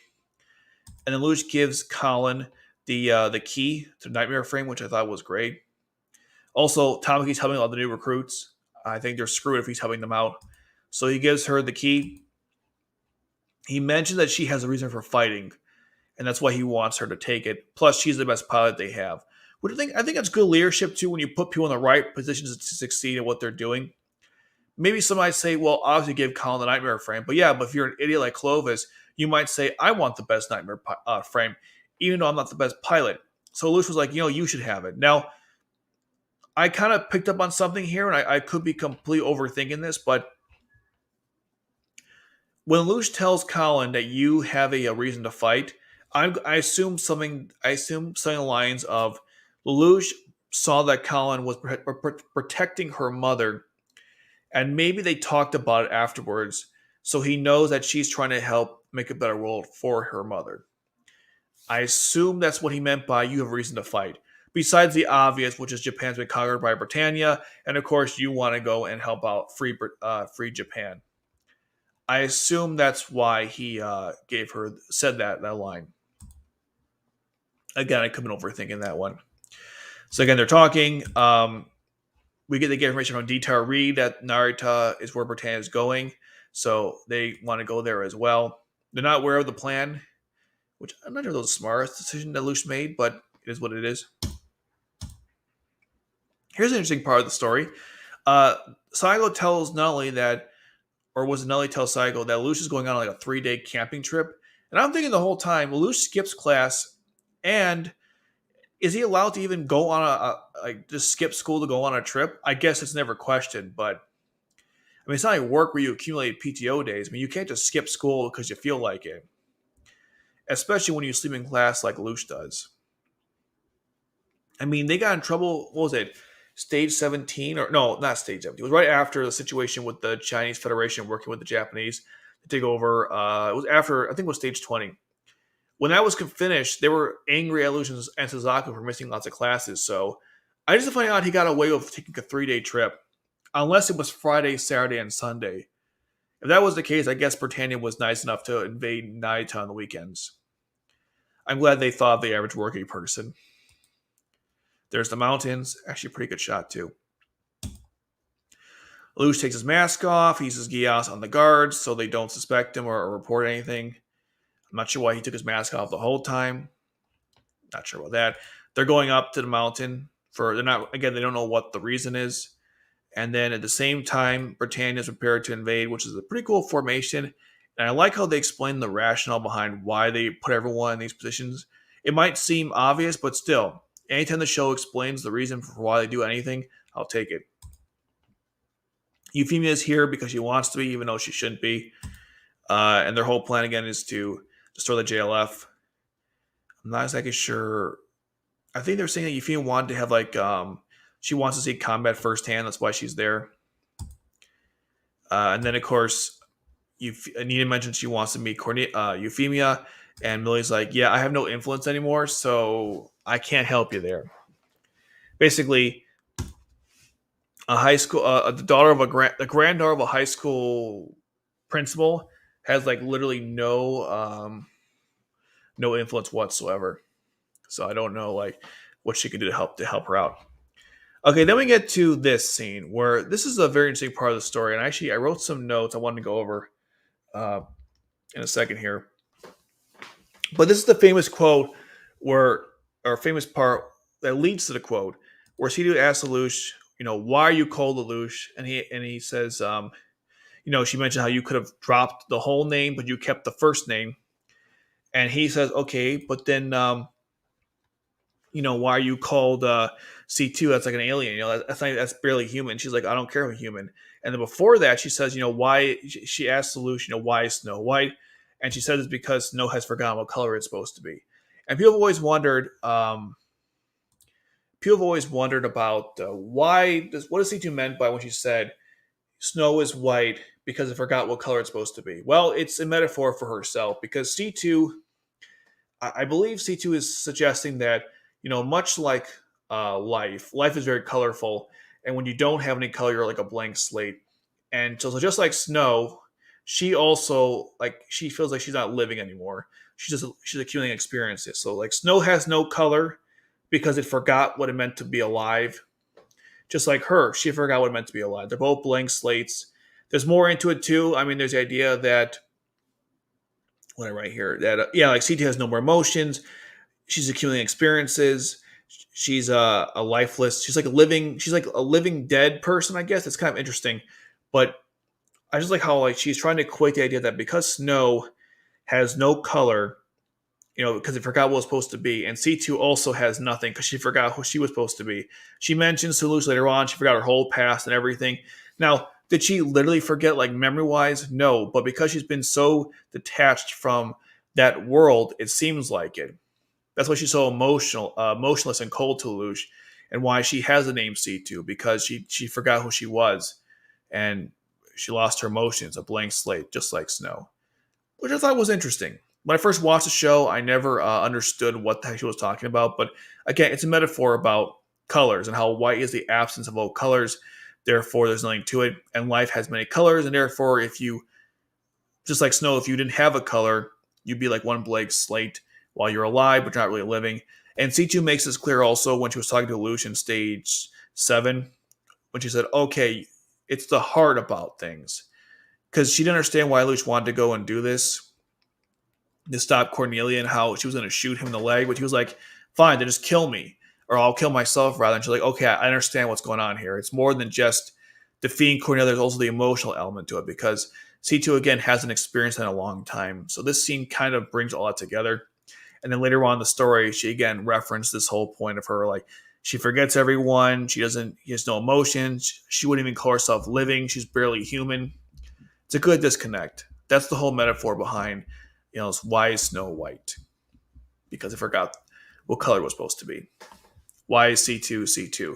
Because she forgot who she's supposed to be or what she once was. Now she's a blank slate. Okay.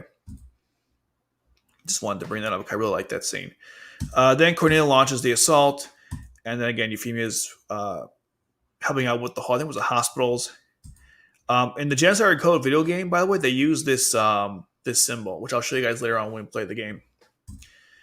So they're watching the combat. Suzaku is, of course, on hold. Now, what's kind of weird, I made a note about this, and they do reference it later on, so I wasn't just like talking out my butt here. But wait, okay, I got you on my camera soon. I'll do that after this point. But when they mention, or that's not what I'm gonna say. All right, rewind here. Okay, Cornelia knew that Schneider was funding or was in charge of the Special Corps. So she knows that the Lancel is a high valued weapon. And if Suzaku is piloting it with efficiency, she should use it in combat. So why she didn't initially or at all rather, was kind of confusing to me. She did state she doesn't want to have the help of honorary Britannians, but Suzaku was an exception. She said she'd put him as a warrant officer to appease him more. But it's just weird that she was aware of how powerful this nightmare frame was, and so was Guilford, because when Suzaku joins the battle, Guilford's like, "Oh, it's the Lancelot. She'll be saved." So everyone was aware Suzaku had a powerful nightmare frame, but they don't play him ever. I know it's the racism, but it comes to a point where even Dalton said it best. I don't really care where you're from. If you want to fight, for me and you're loyal, that's all I care about. So it was just kind of weird because at the very end, Cornelia says, "Oh yeah, Schneisel's core unit was not reliable or something." Some stew remark there. But I mean, Schneisel's way higher up than Cornelia is. So if he approves of this, why didn't she? Again, it's a random note that I was thinking about, but just kind of strange to me. I mean, I'm not sure how far racism's going to go anyhow in the story, but I guess it has strong roots. Okay, I got to change my camera real quick, and then I will be back. Okay.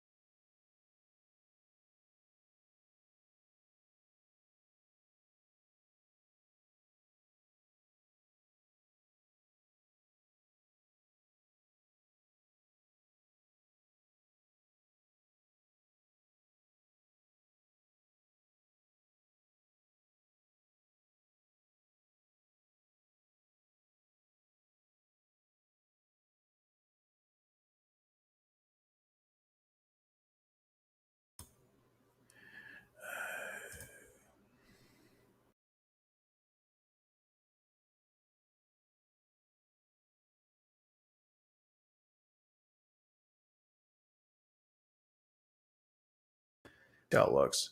All right, it's good enough. It's not exactly how I had it last time, but it's good enough. Oh, see, it did it anyways. Oh my god, I gotta figure why this keeps happening. Um, Basically, if you guys haven't noticed, but the what happens is the camera is cutting. I'll go back to my screen. It's cutting off the sides. It doesn't do that when I first start the stream, but then as I switch stuff, turn off, turn on, it does this, and it's very annoying because when I'm cutting up the footage, I have to cut out the sides, but then I cut off my logo and then the banner here, so it's really irritating. Anywho, but as Lloyd said, but it doesn't concern us, so let's not talk about it. I'm just saying it's kind of annoying on my end. Okay, so then we get this great part where Ogie's like, "Why didn't we work with the JLF instead of this mission?" And Lucia's like, "What? You don't believe me anymore?" And Ogie's like, "Well, I mean, I picked you. I'm just curious." And Lucia's like, "Well, I'm going to perform a miracle, so stop being curious." Let me get rid of this. Okay. And then they're doing their whole plan. Cornelia starts the invasion. Lelouch says we're all screwed, basically, because they're all covered from each end, because that's what the Britannia's plan was. And so Tamaki is right. I shouldn't listen. We shouldn't listen to you. Make me the leader. And Lelouch is like, okay, you know what? Fine. I'll call your bluff. Kill me. Anybody. Kill me and take over. Well, and of course Tamaki's like, oh, damn, I should not have tested him on that. And then funny enough, Lelouch also has this really good quote here where he says, Messiahs have to perform miracles after to be acknowledged, which is all of Lelouch's plans to begin with. And then, of course, their forces are being wiped out. What a surprise there. The Knights of the Round, Holy Swords, Knights of the Round, the Holy Swords are headed out this way to battle. Again, they're hoping they show up sooner than later, because if they don't, they're screwed. It's basically going sideways for the JLF. They found their base, they're locating it, they're taking out their forces. Even the Borais are worthless. But I will say about Dalton, I may have known this. Dalton said these Borais are enhanced Glasgowls, and don't underestimate them. What I like about that is Dalton doesn't care about the whole racist thing, where when Jeremiah fights against Kallen at the end of the episode, he says, what do you say? Like, are Japanese people capable of such technology? Ironically enough, it was Indians that made the nightmare frame, but that's not relevant. But what's funny, though, is that he underestimated the nightmare frames that were actually really powerful. Jeremiah, I'm speaking of. And Dalton's like, even though these nightmare frames, probably we could take them out, don't underestimate them, because he doesn't care about where you're from and who you are. If you make something powerful or you're a soldier out there, you should be concerned about it. Dalton's character is actually really good in the story, and again, subtly, you can really see this dissection of his opinion about soldiers in combat versus everyone else in the story. One of the best characters in the story that no one talks about, which is kind of depressing. But yeah, it's what it is. I think people are barbecuing outside my apartment because I'm smelling smoke, and there's nothing cooking in my apartment. I'm kind of looking back. I'm like, wait, are there people smoking down there? I'm like, it's really annoying. It gets right to the windows. It also makes a little panic attack, because you don't want to smell smoke in your apartment. That's never a good thing. Anyhow, sign over. So we see the nightmare frames, and then Cornelia jumps in, and Guilford's like, don't do it, because he's concerned about her. And then Cornelia's like, Guilford, don't treat me like one of your women. And I'm thinking, man, rejected from Cornelia. And of course, she wipes out all the troops, which was great. Now, I could be wrong here, but as far as I know, this is the only time in the entire series where Lelouch is purple under his helmet. He's always green. I don't think he's ever purple anywhere else in the story. I'm not sure what the significance of the purple on Narita, but I don't recall seeing this color anywhere else in the story. And Tamaki, of course, backs down like the idiot he is, and Lelouch takes over. By the way, side note, can you imagine Tamaki as leader of the Black Knights, or just the terrorist group in general? I mean, it wasn't like he blundered like half their missions already before Lelouch even got involved. Man, Tamaki, what a cancer to an organization. Lelouch much came around because he feels bad. Then we see the group of Narita. I believe this guy is this guy? I guess he was just coming into the office. So the whole random scene where you just see this guy walking in, and that's him over here. They're screwed, obviously, because Naruto was compromised with the whole, this thing happening in the background. He's hoping that Tohdoh gets in time, which he does. Dalton, again, they find the location, and it's like checkmate, and then someone will get a medal. That's what Cornelia was saying here. Lelouch reads the whole... I think he's reading how the Gurren works, or perhaps it was the Narita Mountains. And he notes how her whole formation was very easy to read. His entire plan was based on how Cornelia would put her troops out to take over Narita. So actually it was pretty smart for him to... he figured it out. That was the whole counter plan to begin with. Jeremiah's like, how am I going to regain my honor if I'm in the back? And Villeta's like, "Are you an idiot? You ruined everything." "I know, but my honor." God, you're stupid. I mean, yeah, Jeremiah's an idiot here. I mean, he doesn't he realize what he did and why he's stuck there. I don't know. Then of course Tohdoh and they prep the Borais and then they break through, which is great. Lelouch starts the counterattack, and then Kallen hits one of these random devices with the Gurren, which causes the whole radiant wave surger, and then the landslide occurs. Now, I've read the mentions early on, but they said there were approximately, when they talked to General Kathase, that's the main guy who runs the JLF. They said that they counted 100 troops. Now, in my kill count for Code Geass R1, I counted 80 troops just in the landslide alone. So that number was obviously incorrect. But I guess they weren't really counting that hard. Just a weird inconsistency with this, with what they said versus what I actually counted, like, physically. Anyways, the landslide works. Kallen says it worked, which was pretty good. And then you see it in action. Man, the Gurren is such a cool nightmare frame. It was definitely worth the wait to see it finally in action. It blows up the causes a landslide. They thankfully survive. Everyone's confused what's going on. Cornelia, of course, was lucky not to get involved with it. They're of course scared. I love this scene because Cecile's asking what happened, and Lyod says it could have been Rock shot as wave surger. Again, name dropping. The show is pretty good at dropping names early on that get referenced later on. It's another good example of that. Eventually he asks her, what's what do you say? It was really funny. I really don't remember what they said. Their brother argued about something, and to explain it, Cecile was going to lecture him, but he didn't want to hear it, so it was kind of funny. But again, here's a line where he tells Suzaku, "It has nothing to do with us, so don't worry about it." Lucia's like, "Yeah, I killed lots of innocent people, and my only concern here is the fact that we could have been more accurate." He also hints that Nina's very good at probability, because Nina's a math whiz, and I think good at physics too, among other things. So there's that. Cornelia is, I believe they're kind of backing off at the moment. The purebloods go on ahead, which is really stupid. Jeremiah nearly got everyone killed here. Meanwhile, the Blacker Knights are fighting back with the tactics. Naomi here is leading troops here. We don't really know much about Naomi in the story, so I'll take anything I can get with her. It is what it is, I guess. Lelouch makes a good point about classic tactics never getting old. Eventually, I don't have it here, but it shows scenes of Black Knight members fighting to the death. We see a couple people dying, and one guy who I think he cut his. I can just show you real quick. Give it a second. Okay. So if we go to near the end, let's see. They're going the rock slide.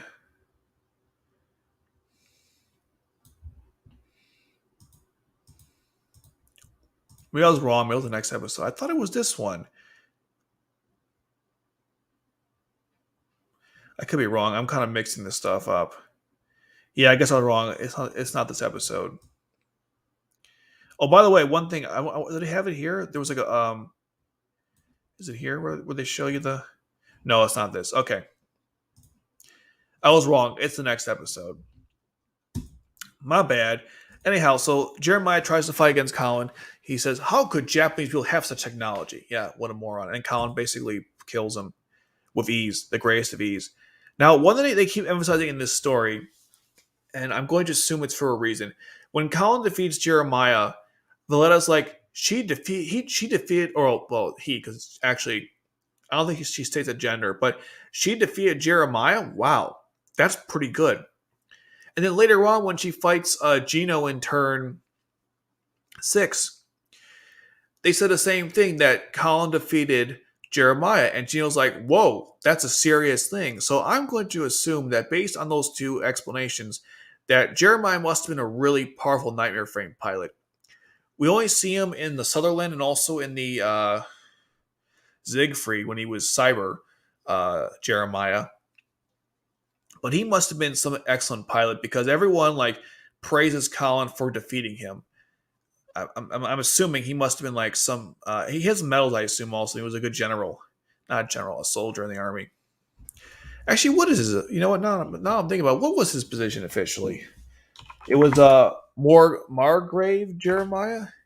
She kept calling him something, but I could never fully hear her clearly state what it is. What was Jeremiah? His actual title. Just curious. Okay. Does it say his title?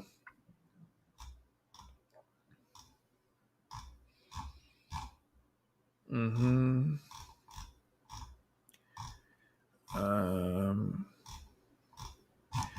Unless I'm not seeing it here, I don't. Unless I'm not reading correctly. Does it say his title?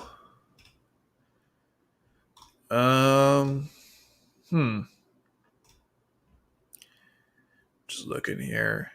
Yeah, I'm not sure what he was, but I assume he must have high ranked in the military. Yeah, he's an elite nightmare frame pilot because he must have been if beating him means something.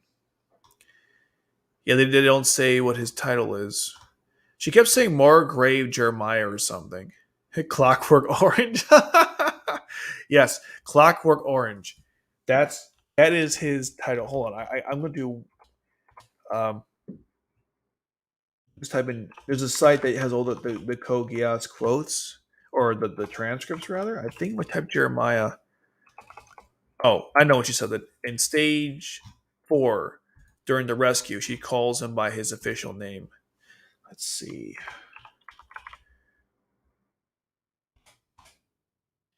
Margrave. What does Margrave mean?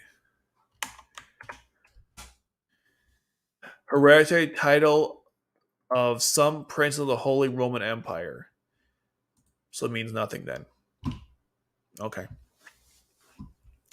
Let's see. Did I miss any points? Because I have a lot of things written down here. Killed House of Black Knights. The whole scene with the whole situation with the Holy Swords talking. I love that scene. I mentioned Dieter losing his job. Let's see.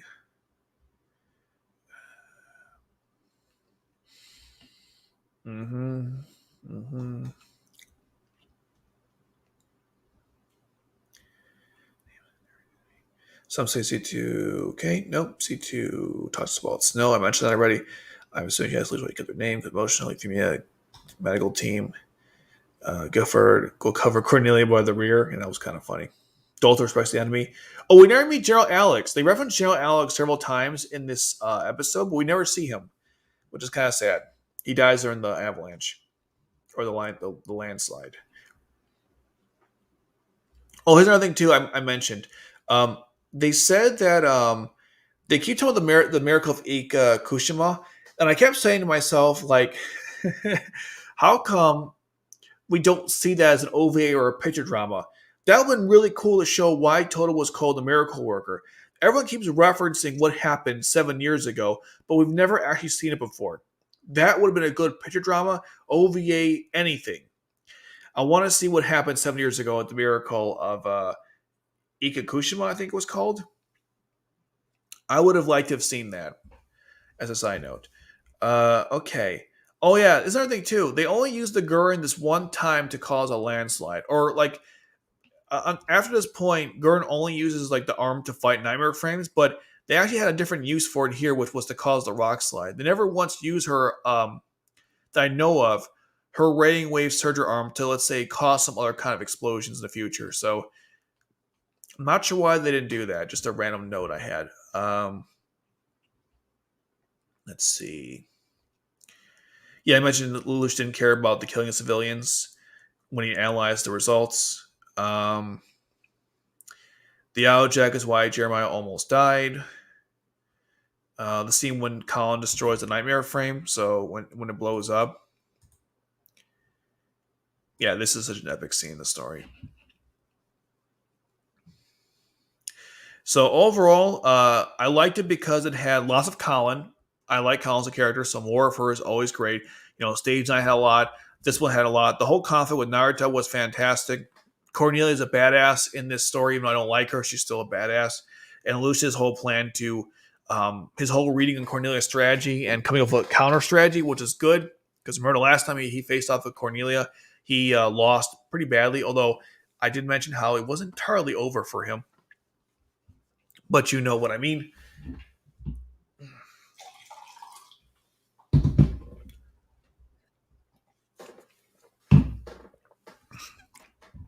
Overall, though, this was a great episode.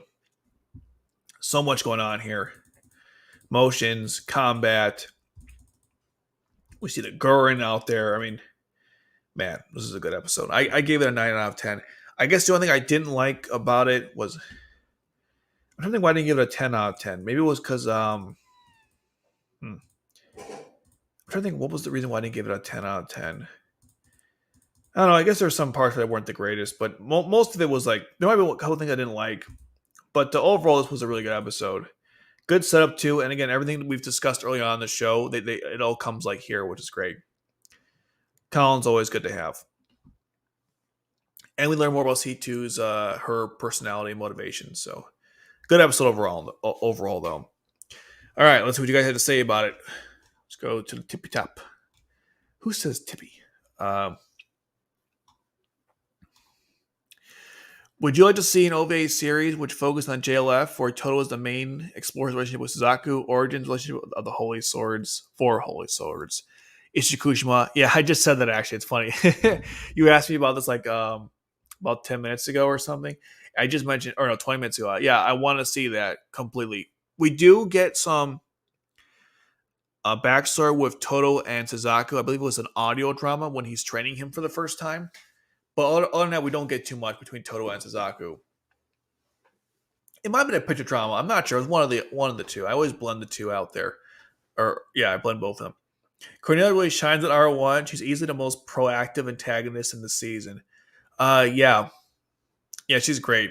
She's awful and she's racist, very destructive, but she cares about her troops.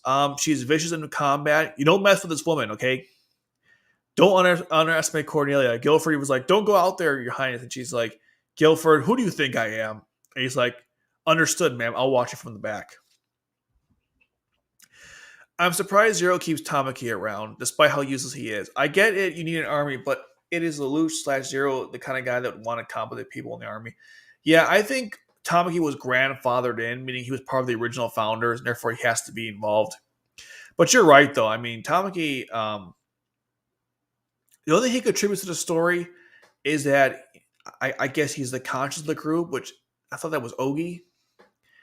I don't know. Tamaki is a strange one in the story. I'm not sure why they keep him in. Maybe he's a good luck charm. Then again, that's not even true because they do lose even with him. Realistically, Tamaki would have got kicked out, but he remains in the show for comedy relief, pretty much. If Tamaki was the leader of the Black Knights or a protagonist of the Code Geass, I never would have watched the series again. Nobody would watch it again. Clockwork Orange, that was Jeremiah's title. To be fair, Jerry was flying at the 7th generation Nightmare in a Sutherland and was able to last a few seconds. Yeah, and not only that, but he didn't even know how it worked. He figured because he was away from the arm, he'd be safe, but he didn't know it extended outwards. So Jeremiah also misunderstood how the Nightmare frame worked. It was able to at least be somewhat competent in battle. But yeah, look, he was outmatched, absolutely. The stats of the Nightmare frame that Kallen used was way better. Still, though, people kept saying how like defeating him was a big deal. So I guess it was.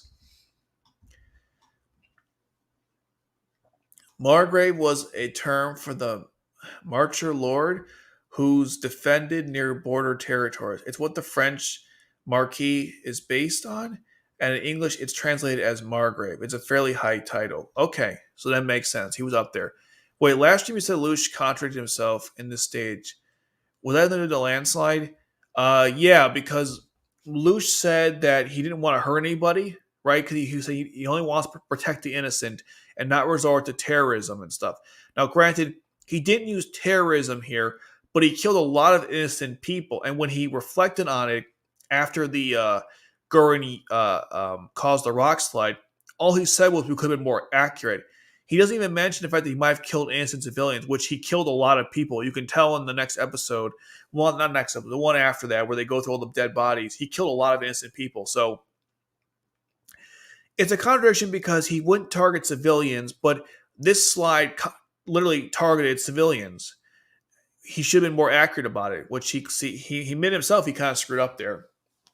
And he only cared about it anyways because Shirley's father died. If Shirley's father didn't die, he never would have thought once about it. Or thought twice about it, rather. That's the frustrating part about Lelouch. Like, he started off, like, the first 9 episodes, he's pretty much doing heroic stuff. Clovis, you can go back and forth on that. But after this point, he starts doing stuff that's very, you can go either way with it. That's what I was talking about contradiction. No terrorism, but he was targeting civilians. Not directly, but he was targeting them. He could have been more accurate, as he pointed out. Yeah, that's what I got for episode 10. Good stuff, though. I definitely like the whole Naruto segment of the story. Okay, we are now going to move on to 11. I'll read one more comic I just did point out. Neozoic just mentioned. Also, I was wondering, was C2 a good Nightmare Fairy pilot? I know she's not Suzaku or Kallen. Just curious. And I'll read that one too. Also, do you believe that theory that Shirley Fire was a member of Code R? I never heard that theory before, so I'm going to say no on that one. We know what he did. In terms of, it makes sense because, he was present at Naruto. What was he doing there? But when you look at the guy who walked into the office and Shirley's father, they look nothing alike. I don't recall seeing ever an image of him at working for Code R that I can recall when Barley was there. And now C2 is a good pilot. Yeah, she's very good. If you watch, this show, she does a little bit. She pilots the Gawain with Lelouch, but the next one in R2, she pilots many Nightmare frames. Did my camera just die? That's so weird. I switched the batteries.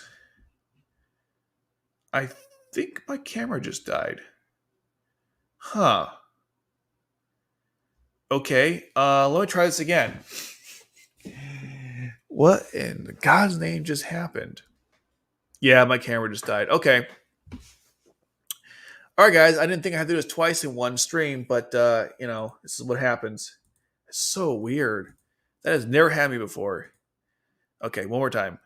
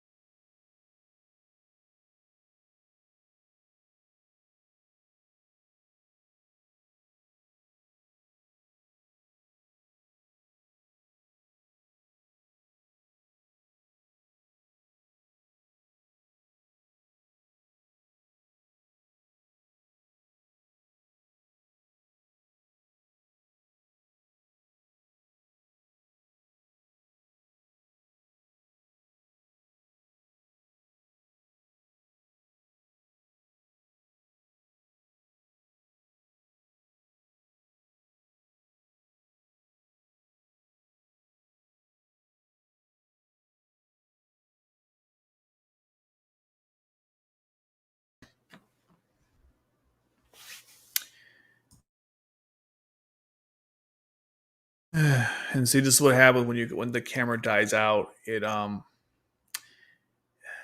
crap. One second. One second.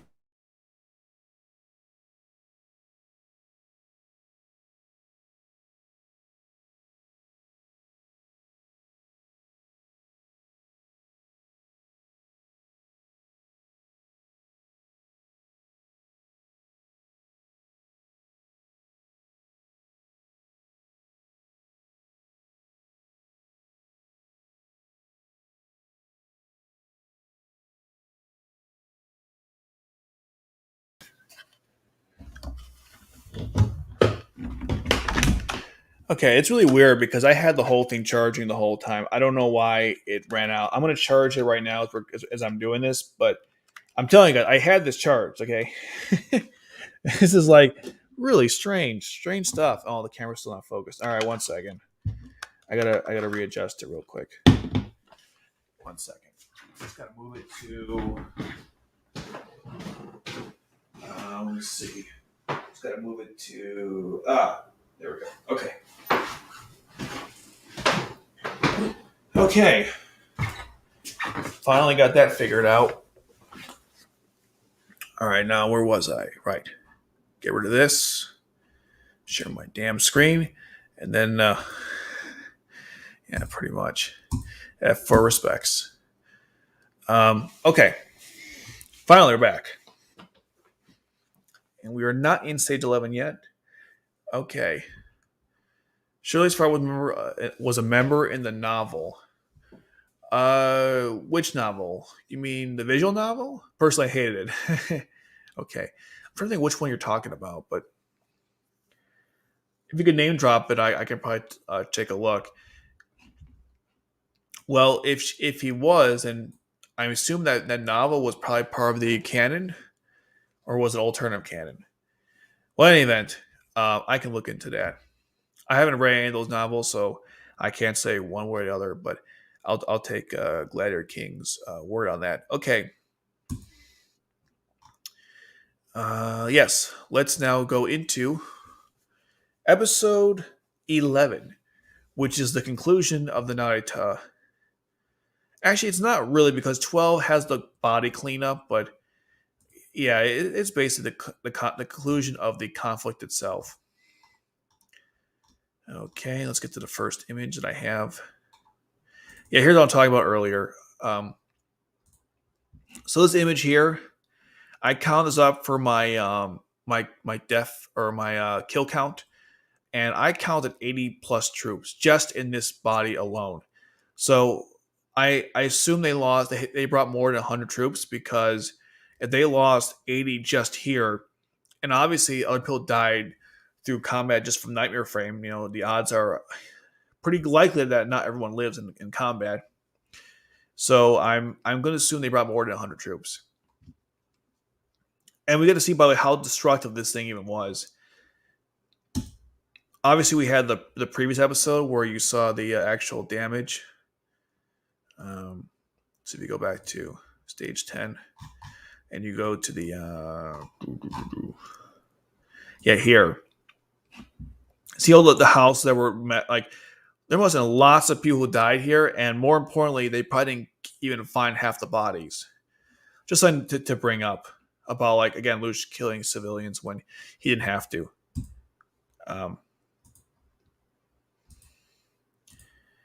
Let's see. F11 this. Okay. So again, they're talking about the whole situation with this landslide. And also something else too, if you're ever curious exactly what happened to cause the landslide, C2 actually narrates it pretty well. She explains the whole situation. I'm not going to obviously play the audio because, I can't. But I wonder if I can do this. Give me a second. If I go to stage 11. So she says, where is it? Give me a second here. The mountain crumbled. No, I just missed it. She said what caused it. Hold on. 2 seconds here. They used the radiant wave surger, which caused the underground water veins to explode at once, and the mountain crumbled. So I thought it was interesting because Lelouch didn't clearly explain exactly what caused the rock slide. So I'm glad I guess a rock slide. So I thought that was interesting that she just gives you a brief explanation of what caused it. I never really listened to most of what C2 says to start episodes, or I do, but I don't really listen hard on it. But she actually did explain what happened there. Yeah, C2. Cecile was arguing with Lloyd, and this expression she makes is really adorable. Alex died, by the way. We never get to meet him. R.I.P. I'll write it right here. R.I.P. General Alex. We never saw you, but we will never forget you.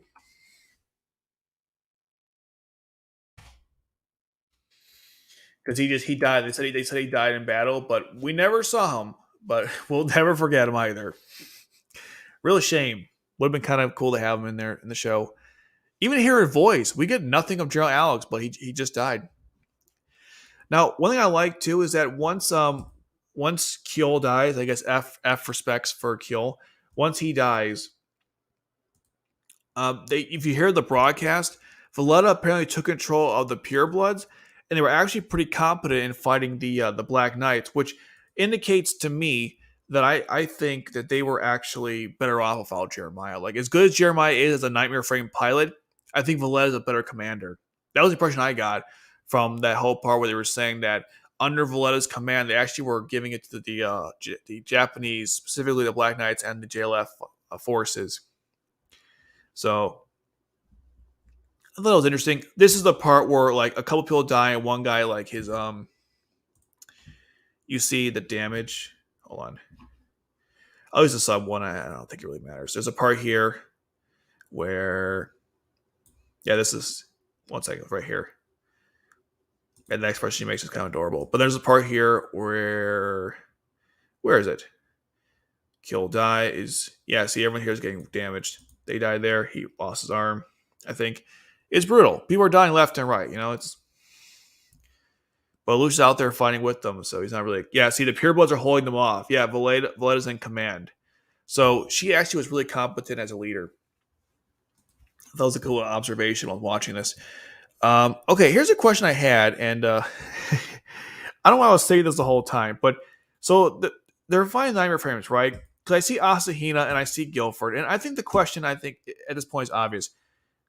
Why they wear glasses when they're in combat here? I mean, there are so many ways that you could be knocked back and forth, and you could smash your glasses against the side of the Nightmare Frame, or your head goes head first. I don't think there's a seatbelt in these things. So would it really be smart to wear glasses while driving a pilot a Nightmare Frame? Wouldn't they have invented like some kind of advanced goggles you could wear instead, or I don't know, contact lenses? Again, very strange observation. It doesn't hurt the story. I was just thinking like to myself, why are you wearing glasses, man? I mean, what happens if like someone from behind you knocks the Nightmare Frame over? You're gonna fall over, hit your head against something. The glass could smash, and the glass shards again in your eyes. You can go blinded and get a concussion. One of those you don't recover from. You can guess which is which. Although maybe you could, because if Britannian medical science can heal non-vital organs, then maybe your eyes are protected, or are they? But I was like, why are they wearing glasses? At least with Asahina's, I think they're probably safer. But Guilford's, I don't know. Random observation. Again, they mentioned the whole thing 7 years ago with Fukushima, or not Ikushima, and I would like to see that in an OVA. That'd be really cool. The Borais that they have are really awesome. They have like these buzzsaw, which reminds me of Cars from, I think it's Cars from JoJo. His blade did the same thing. It was a buzzsaw.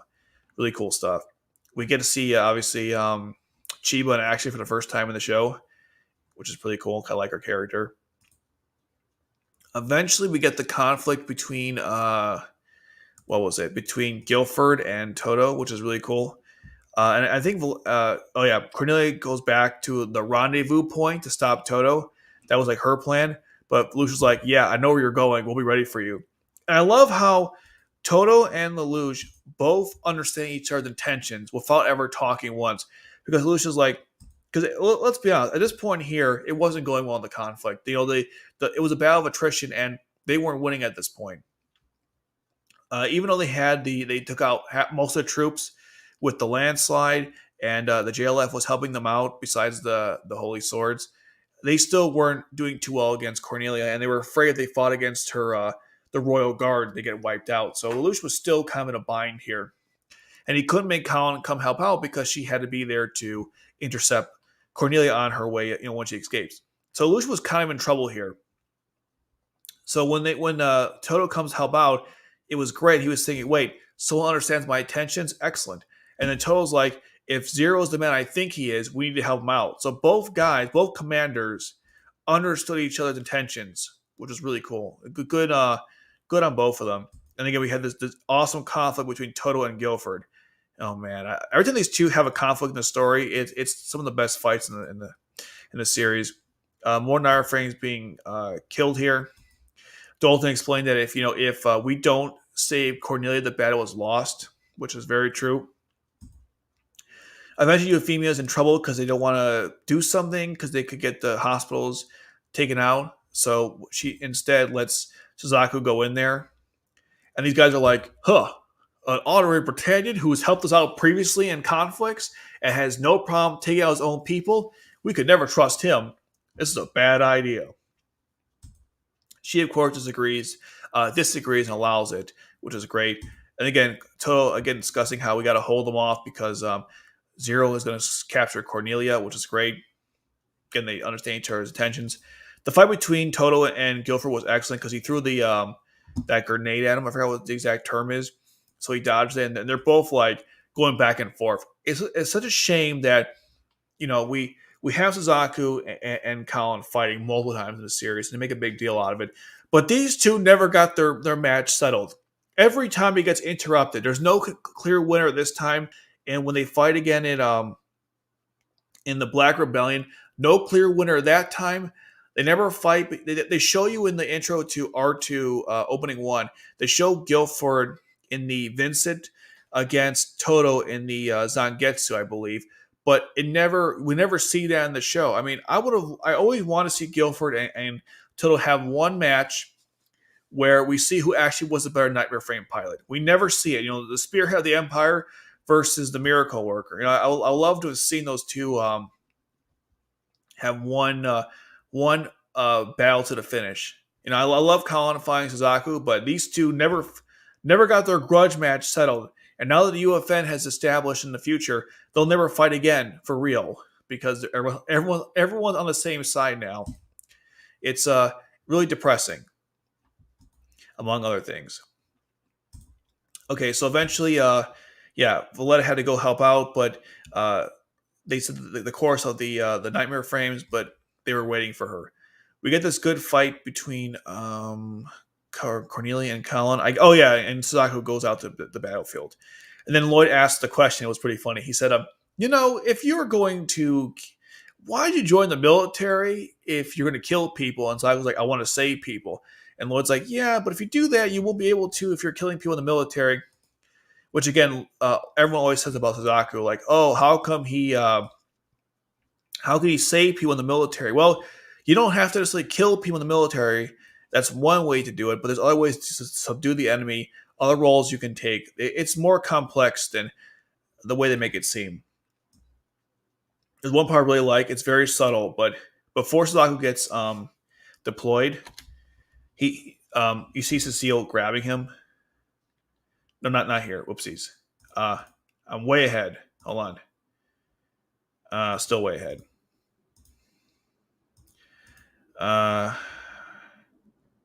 No. Okay, so right here. He's about to launch. Okay. I want to go a little faster here. Yeah, I want to ask you something, so I'm going to slow it down. You hate people die more than anything, yet you're in the military. Why is that? To save people. And then, I'm slowing down because it's a really funny part here I love. Contradiction like that are going to get you killed someday, and then watch this.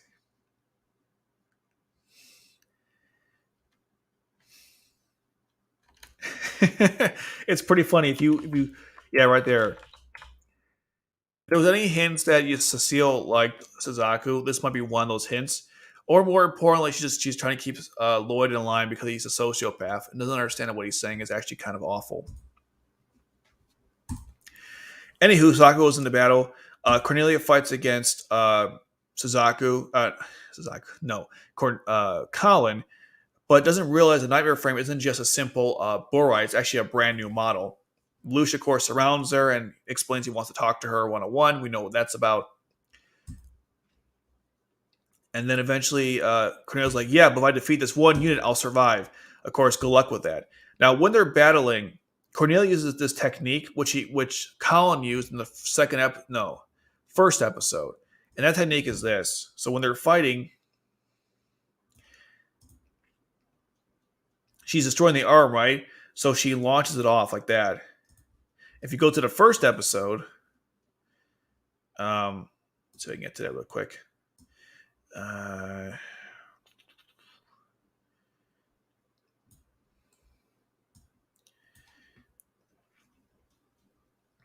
See right here. See, she launched the arm too. So both of them use the same technique in fighting. So I thought it was a nice little callback there. I don't know if that was intentional or not, but it was a nice little callback. So she launches her arms. Cornelia launches her arm to save herself. Lelouch from behind shoots her gun out of her hand, which was a cowardly move. There's no doubt. But Lelouch's like, yeah, but you're a coward too, of course. The JLF is fighting back because this is why they're fighting back. They're kind of in trouble too. So the Britons are actually in a bad way right now. Cornelia is basically she lost both her arms and she's fighting witches / Harkins. Which, by the way, kudos to Cornelia again. She's obviously the villain, but man, she'll fight everyone with what little she has left. She even tells Guilford like she'll just die. She's not gonna go down. She will not surrender to the enemy. That's the kind of person she is. Absolute monster. Lucky for her that Suzaku comes in there, and of course Lelouch is like, it's him again. And ultimately he asks Kallen to go and take out Suzaku. Meanwhile, Cornelia with just / Harkins, which probably makes her better than half of the JLF and even the Black Knights and Nightmare Frame combat, goes after Lelouch. The fight between Kallen and Suzaku is really good. Lots of fast-paced movements. Nothing too Akito to Exile because that was CGI, but still good fast-paced movements here. The conclusion was not satisfying because she destroyed the Master Vibration Sword, but she even blocked the Various, but it still damaged her when she fell backwards, which is why they were kind of screwing. Lelouch is like, darn it, lost again, and he runs away. And then she tells Suzaku to go after Lelouch because her energy filler was out. So, go now. So that's what Suzaku does. Tamagi's like, yeah, we left them to dry, right? We escaped with them, whatever it was. And then Kallen's like, from this weird perspective, yeah, you're right about that. Eventually, no one's covering Lelouch, I guess. He doesn't go out with the rest of them. So Suzaku corners him in this epic scene, which I love how, again, Lelouch is terrified here. Like, he's literally sweating. I don't have it here, but I'll pull it up. When Suzaku has him cornered and you go to like Lelouch's expression. That's something that I mentioned too. So if we go to where is it? Okay. So he jumps out. I can do normal speed.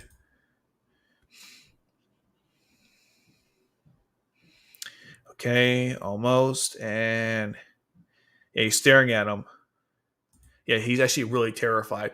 But he doesn't look terrified from the helmet alone, which is, again, I kind of like that. Again, he's got the good poker face going. Okay, and then he's about to take him in, and then C2 comes. She feeds him images. Now, there's one odd thing about this.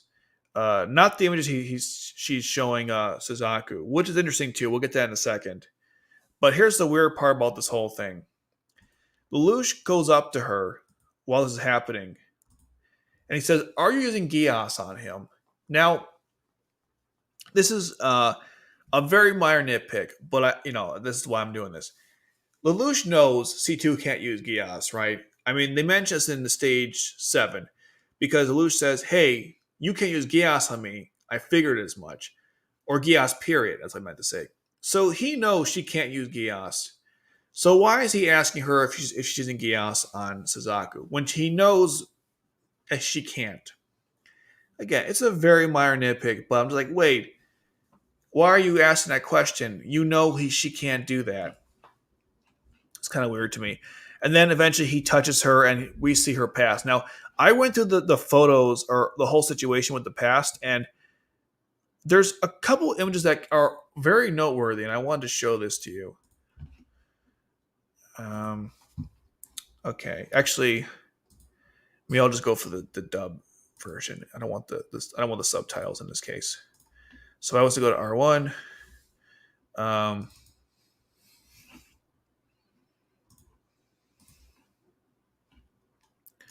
okay, so if we go through this footage. Okay, hopefully you guys didn't get a headache from that.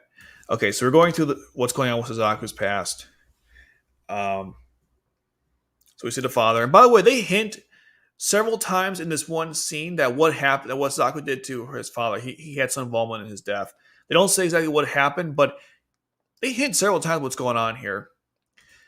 Okay, so they're looking at each other. All right, the Geass, he touches her, and this is the part that interests me. Okay, so they go through the past, right? Now watch very carefully, okay? I'll pause at the right moment. I can't fast forward this because I'm going to miss it. It's like really, if you didn't see it, you miss it easily. I love how we have like advanced technology where you can go slow and back and forth. It's great. There's the nun, by the way. We see her later on in the story. She gave C2 the Geass. That's obviously that's what's it called? Not veil. Ares Veil, I think it's called. And then that was obviously the Kururugi Shrine because C2 was there. Okay, now here's the interesting part. Not this, not the scar, which we learn about later. Where is it? Okay, right here. Yeah, you see that? I want to go back one more time. So this is World War II, I believe. If you go real slow, you see a character with Geass power. Let's go out one more. Right there. Who is this? This is not C2, right? Because C2 at this point got the code from the nun way before World War II. So this is not C2. This is some random person that she gave Geass powers to. It can't be her, because remember there's an image of her fighting in World War II or World War I. I'm not sure which one it is. With Bartley, they had an image of her, and then we also see a flashback later on of her getting shot in the head again during this war. So she gave some random person a Geass power. And I gotta admit, I've watched Code Geass many times in the past, obviously, and I never noticed this once. But C2 apparently gave some random, I guess it's a girl, a Geass ability. We don't know what it was, how it worked, but yeah, that's kind of random. There was someone using Geass. I don't know who this is, though. Unless this is C2, but like I don't think even the hair's a matchup. It's some random girl that she gave Geass to. I'm gonna look up later if anyone knows who this person is. I thought it was kind of interesting. Oh, and this too. Yeah, hold on. I go back to the footage. One second. One other thing. So during this process of Lelouch seeing her memories, there's also this part where he sees Suzaku's, and he sees Genbu with Marion. Yeah, you're unveiling me. Right here. Okay. Marion and Genbu. So I don't know what's going on in this. I've always wondered. I have one theory that maybe the significance of this was the fact that Genbu was going to marry Nunnally for political reasons. That could be what this was about. I have no idea, though. So there's a lot of information to give you in this little flashback. I still don't know what the significance of these guys walking around is, and the skulls flying. There's the clock. Suzaku goes insane. C2 gets punctured in the boob. He has to go into his power cell, drains out. Lelouch takes C2 to the cave. Things aren't going well for the Britannian soldiers, so Cornelia calls a retreat. She says they lost. Technically, I think it was more of a draw, but it is what it is. They acknowledge how they won the battle, and then Kallen's like, okay, we need to go and we got to go and to make sure Lelouch wasn't captured. We get to the scene where C2 is sleeping and Lelouch takes her blood. We never know what he found out from the samples. They never really discussed that in the show. She whispered her name. You finally called me by my name. I wonder. Why she was saying that. Like, what was the context behind her saying you finally called me by my real name? We never, of course, learned that. Eventually, Lelouch calls C2 by that name. Before that, though, they talk about what happened with Suzaku. And like I mentioned earlier, she says, "Oh, if someone who acts like this has no place on, Shazzo's Corps is not worthy or something." So Cornelia was aware of the special corps was run by her brother. So I'm not sure why she was totally opposed of using them. Anywho, Lelouch says her name, which surprised her. And then eventually he thanks her. And she said, "Okay, could you please say my name just to thank her?" He does. She hated it. Said it was not tender at all. Then eventually Jeremiah his eye was damaged, I guess. He runs in front of the people at Narita, the Code R members. And somehow this is how they got him, but turned him into like a cyborg. I still don't know why they turned him into a cyborg. I would have much preferred a different story where Jeremiah died and they resurrected him as a cyborg. And then Lelouch does something really stupid here. He calls Kallen in, and then in front of Kallen, he tells C2 that even though Snow is white, I think it's beautiful, which some people say is a hint that her name is Snow White. I don't know about that. And Kallen's literally like, okay. I mean, Lelouch is not an idiot. He knows that Kallen idolizes him as Zero. I'm not sure why he said that in front of her. It's one of those random things. I just don't know why he did that. He could have told C2 any time about the whole Snow White thing. This is also, by the way, the first time that Kallen meets C2, if you were wondering. All right, let's go through some notes here. Let's see. Oh yeah, I love how Lelouch, unlike Clovis, didn't break formation, which was his plan to capture Cornelia. He never broke it up, even though he was losing at some points. What an angle. Lelouch owned Lelouch here? What, he defeated himself? What did I write? I write weird comments sometimes. I said it 13 after 1327.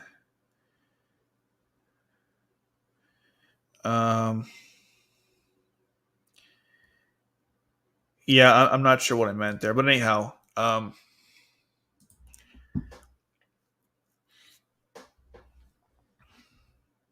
I think Jeremiah was in bad shape. Called me to do for it. Also, yeah, made for the crap. Strange collusion conflict. Yeah, that's all I got. Okay. So overall, this episode was good. It had a nice conclusion. And everything. We finally see the four holy swords in action again. So that was really awesome. We see so much of C2's past, and anytime we explore C2 or Kallen in depth, are always good scenes, and we learn more about Suzaku as well. So that was definitely all the positives in the episode. They don't win, unfortunately, because Cornelia, they kind of get a standstill, which I guess for the Black Knights is a victory, but still they don't actually defeat Cornelia. Again, she's the main antagonist. I guess that's the reason why. She's a good warrior, though. I mean, she's no Clovis. She's way better. I like the progression that Lelouch came with a plan to defeat her that was more intuitive. It took more... he learned from his mistakes, which is a good growth for the character.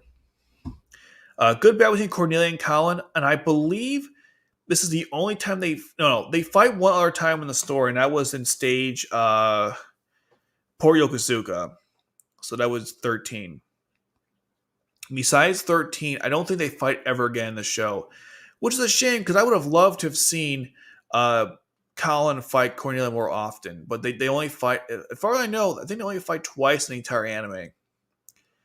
I don't know if she ever fights her in R2. I assume not, because Cornelia at that point was like not present because she lost her rank because what happened to her sister. So I think they only fight twice, which is a damn shame because I would love to have seen Cornelia in an advanced Nightmare frame fighting against Kallen. That could have been really cool.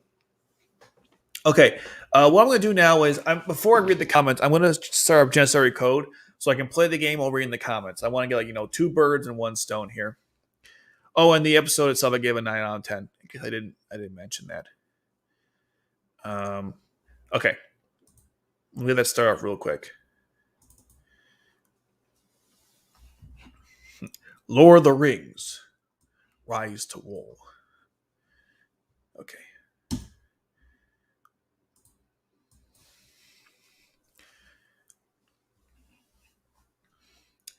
Man, it took us 3 hours to go through 3 episodes of Code Geass.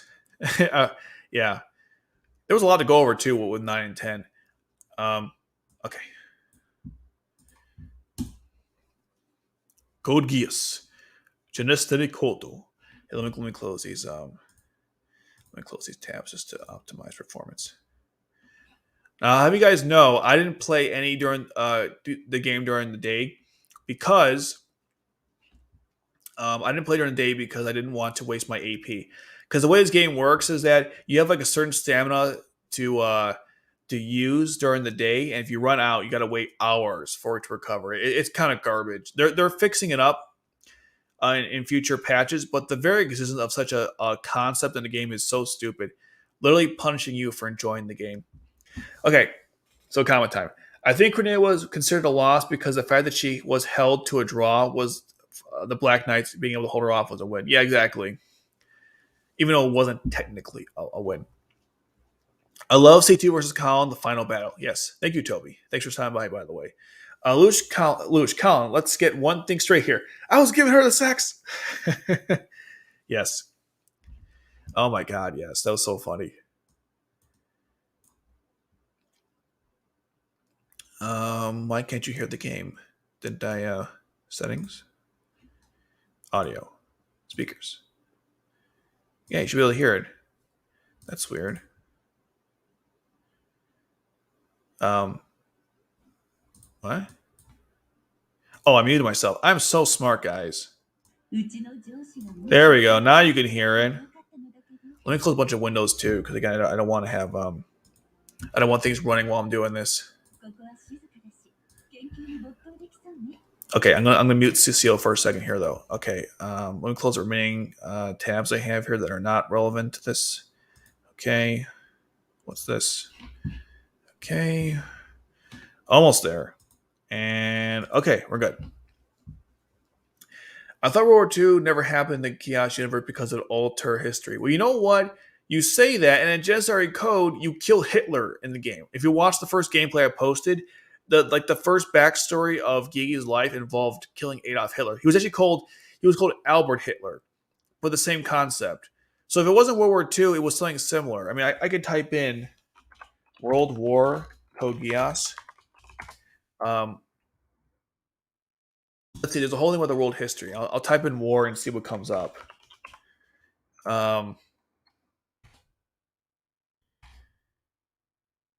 Let's see. There was the Garlic War, the first year. 1944. There was a major war described having taken place 65 years, embracing democracy. I guess that was yeah.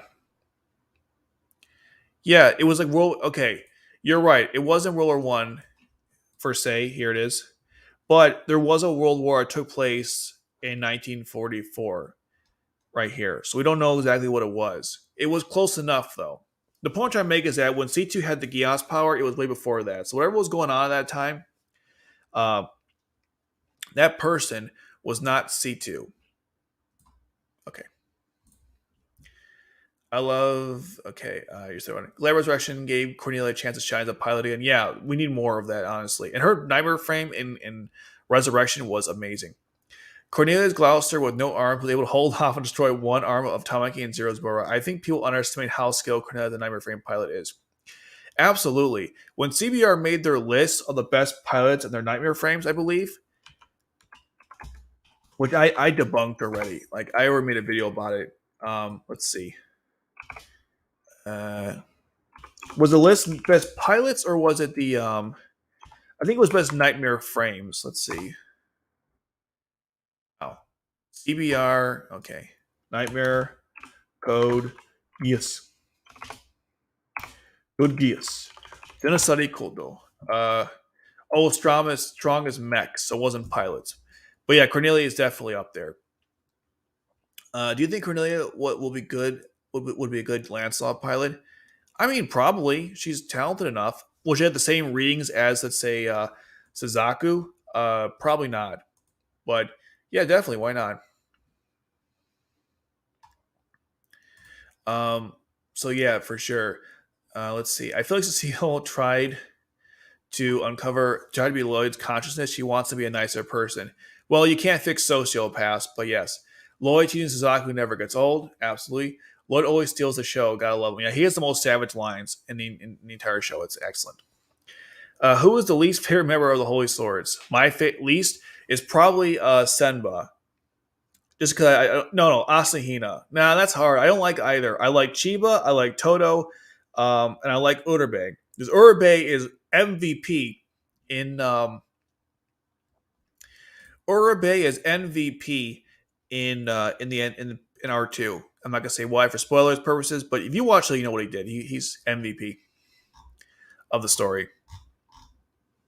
The thing about I mean, Senba's okay. Asahina, I mean, I don't know. I've no like. I'm kind of neutral, so I guess I'll say Senba then.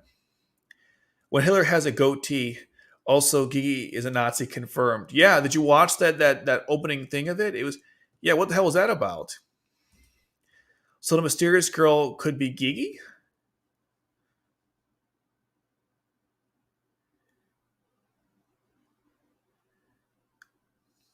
Maybe.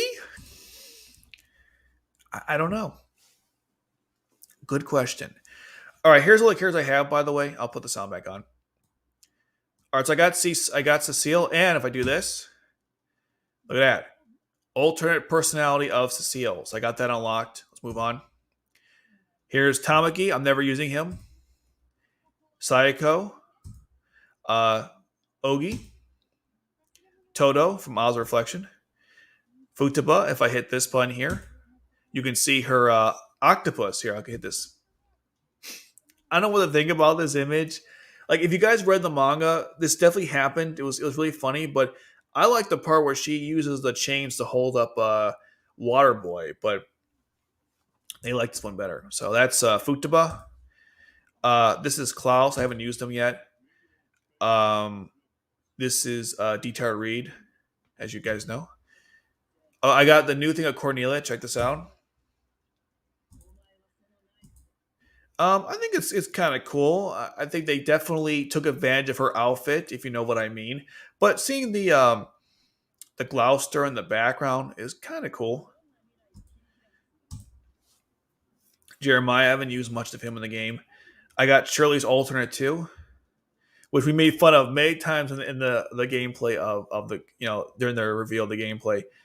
I'm not a big fan of this alternate animation of her. I would have picked something a little better. But yeah, this is the that's hers. Here's Nunnally's. Nunnally's is actually really good. It shows her with Arthur the cat. This is actually pretty good. No complaints with that one. Here's Miles' alternative when he went ham on the Titantron in stage 15. We'll see this guy. We'll see him again. He's really good in the game, unfortunately. But there we go.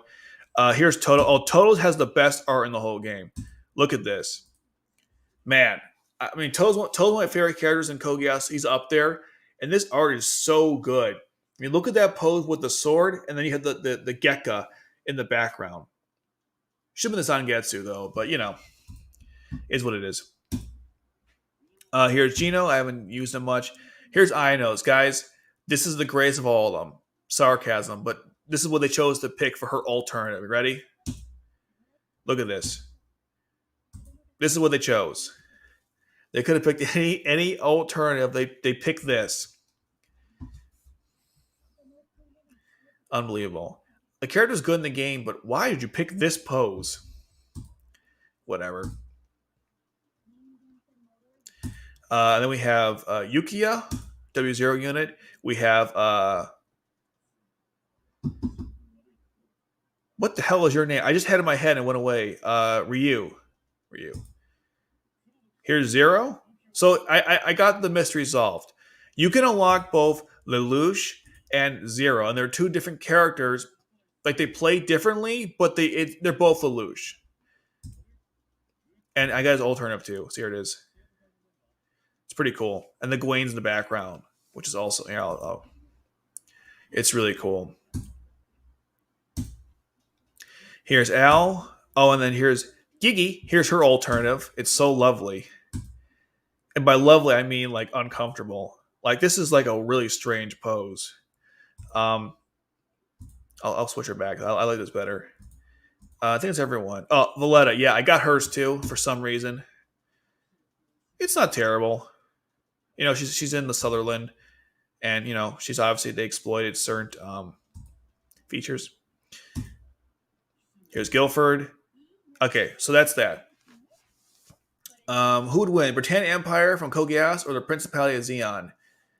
Don't the Xeon have flight-enabled units? And they also can fight in like in the space. In the space, they can fight in space. So obviously, the Principality of Xeon would win.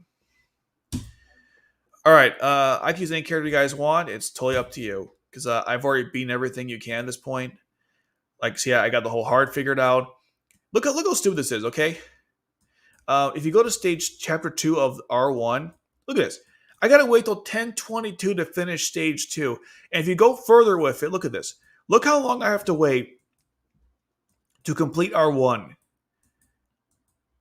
What is the last date here? End of the year? Unbelievable. They released an unfinished game. Look at this. 11/26 is when they'll have all of R1 finished. Unbelievable. Yeah, so what I can do at this point, I'm going to only do battles. I'll go through each of the stories by myself. So we have, go back here. We have the Crimson, the Blood Pack, and we also have Janissary Code. I'm going to go through these separately, and I'll record it out and discuss it outward. Because if you guys remember the last stream, it was not working. Okay, before we go to those battles, I have to collect these items. So here we go. Yeah, we'll use this team. It looks good.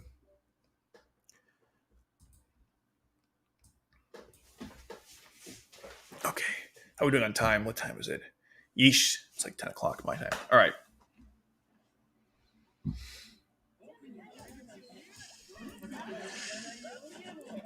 It's really cool when you level your characters. They get like these special abilities they can use to enhance the battle. Like Tohdoh will boost the stats. She'll boost the attacks. The attack, rather.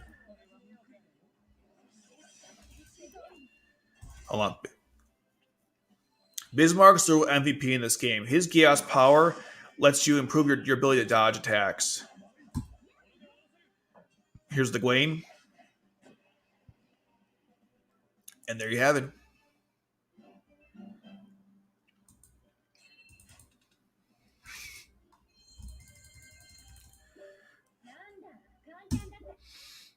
Okay, so that's that. I'm going to do 2 more times because the way this game works is you need orbs to level up your characters or buy any enhancements as well. Like they basically are used for everything. So every day you get 3 opportunities to earn a bunch of orbs in addition to normal combat. So you go through these different challenges, you get additional orbs. See how they both, Iono and Tohdoh enhance each other's abilities. With their special abilities, I should say. When you level them up. Oh, crap. She's going to die. No. This game is messed up. If one character dies in combat, you don't gain the special... you don't get a 5-star rating, which means you don't get all the good stuff.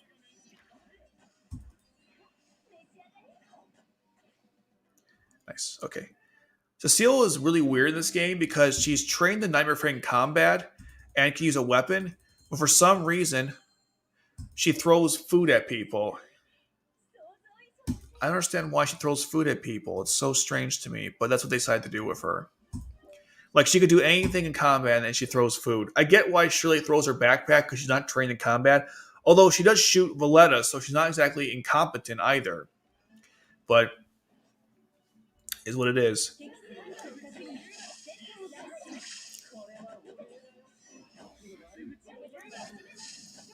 A lot of attack boosting here. All right, I'll use Iono. She uses the Alexander. By the way, one critique I have about this game, and there's a bunch. And I'm doing a review for the game. I'll have it out probably in a couple of weeks because I want to just be thorough with it. But one of the complaints I have is that for certain characters, they give you like their exact nightmare frames, but for others, they don't. It's really bizarre. Like with all the W0 unit members, including Akito, um, why does wait, are we done here? Okay. Why does they you know how each member of the W0 unit has like a specific Alexander for them? Like Akito has the Liberté. Why don't they give them those individual attacks in the game itself? For some reason, they all have the same generic Alexander, but Cornelia uses her exact Gloucester. And if I was to here, I'll put 0 in. 1 second. Hopefully we don't die. Okay. And I'll take your request, by the way, if you want me to use certain characters, because again, I've unlocked basically everything you can at this point, because the game isn't finished. It's good stuff. Okay, so watch 0 during the combat. Watch Rick. See that? See the Borai? It has the horns on it. That's his Borai. So why don't they give Ayano her Alexander, not just a generic one? Now, granted, the Alexander is her that has the blade on it, and Yukia's has a sniper rifle, which is accurate. But what I'm saying is, why not give it the exact color scheme too if you're going to go that route? And they didn't do that for some reason. Zero's technique is weird. He just blows everyone up. It's like, whatever the hell that means.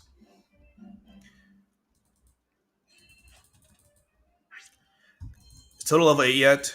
Yes, finally. Okay, did it. Check this out.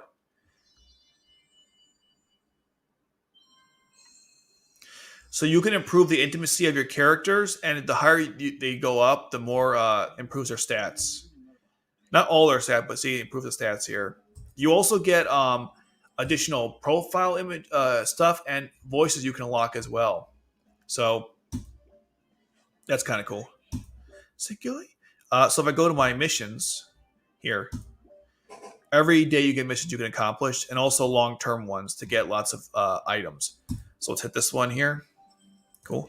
And then I got something here as well. Okay. Cool. Nothing here. Okay. Let's get the rank orbs and we'll start leveling up characters. I would like to see... Oh, the lot of the character tags makes no sense. Yeah, some characters shouldn't be in this game. I agree. Because, like, what are they doing to contribute to the battlefield? Like, literally nothing. Like, I love Cecile, but what is she doing here? She's throwing food at people. I mean, okay.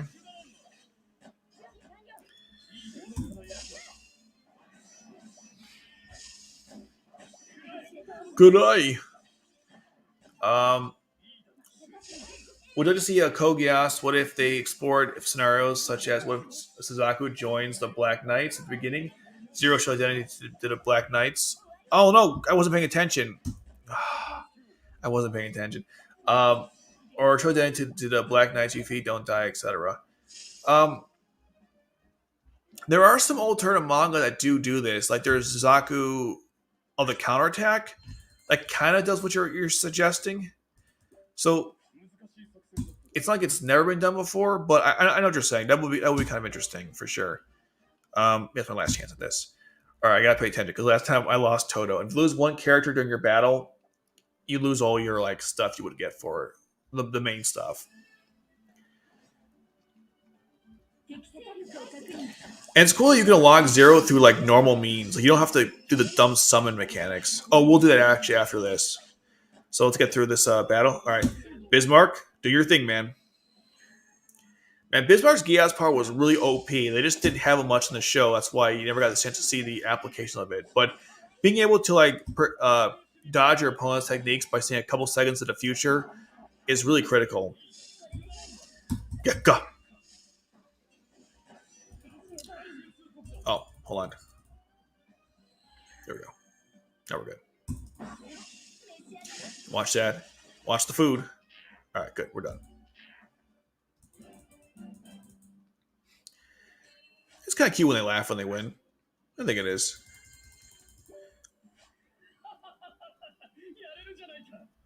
Yes, Lelouch. It is absolutely hilarious. Okay. Now what we're gonna do, check out C's real quick. Um. Oh, okay. Hit that button. Nice. Improves my stats. You have to level up stuff in C's role to improve. Actually, hold on a second. Before I do that, let's go to the home page.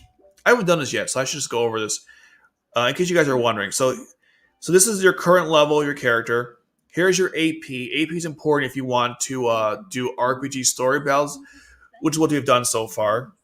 Hold on, Cecile, you gotta be quiet for a second here. Okay. The BP is used for when you do Abyss mode. Information is game updates. Every time you log in, you get a bunch of bonuses. That's what this is for. That's the menu. Alliance is if you want. Oh, Alliance is here.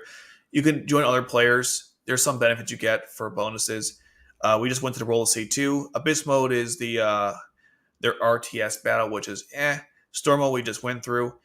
This is your code information. You can see all the characters you have in the game and their levels. You can also switch their versions if you improve their intimacy. So if I do this, for example, I switch it like this and then go back. Now she has that image going forward. It also tells you if you want to lock your characters or not. Like you see these dots. The game will always give you these dots in certain areas to let you know you can improve their stats or level them up or whatever have you. Like Cornelia, I got to boost her stats. Really, that's all I got? Yeesh. Everything in this game is so expensive. Yeah, I got like no. Oh, I got about 17. Okay, hold on a second. Oh no, that's too much. I don't want that high. Just enough to get her to level 40. Okay. Cool. All right, let me back up there.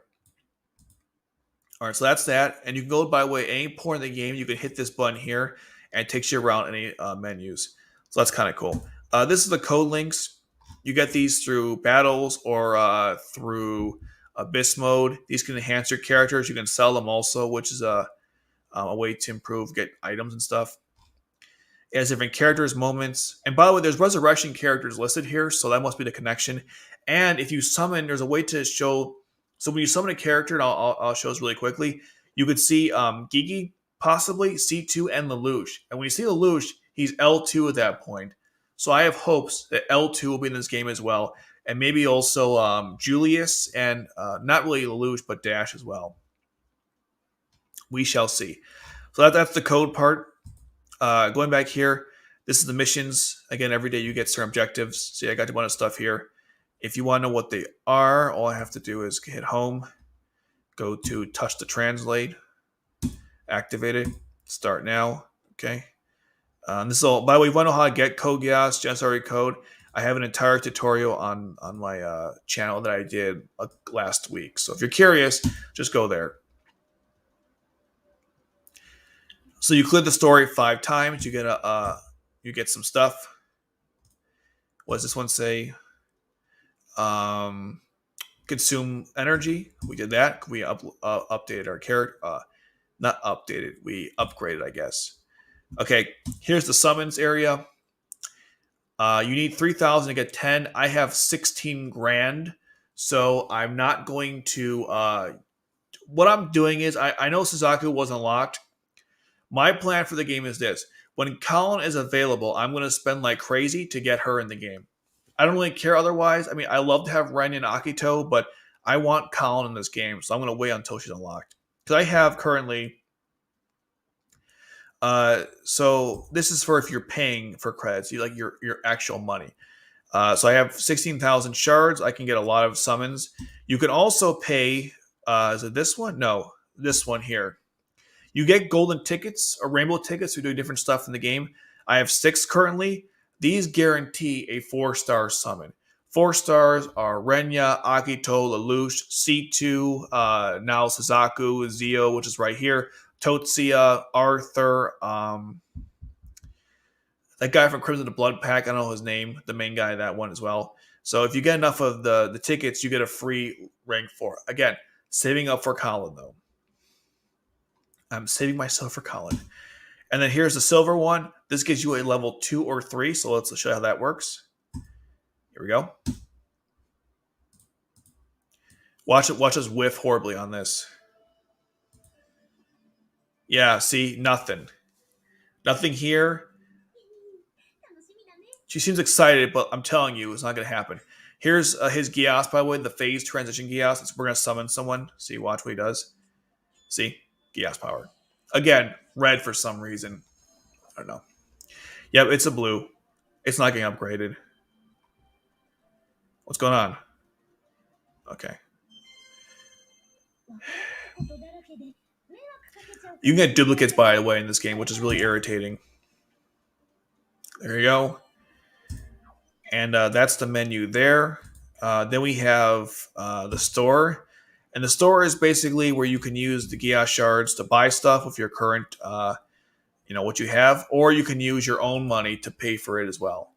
Which is the whole how they make money aspect.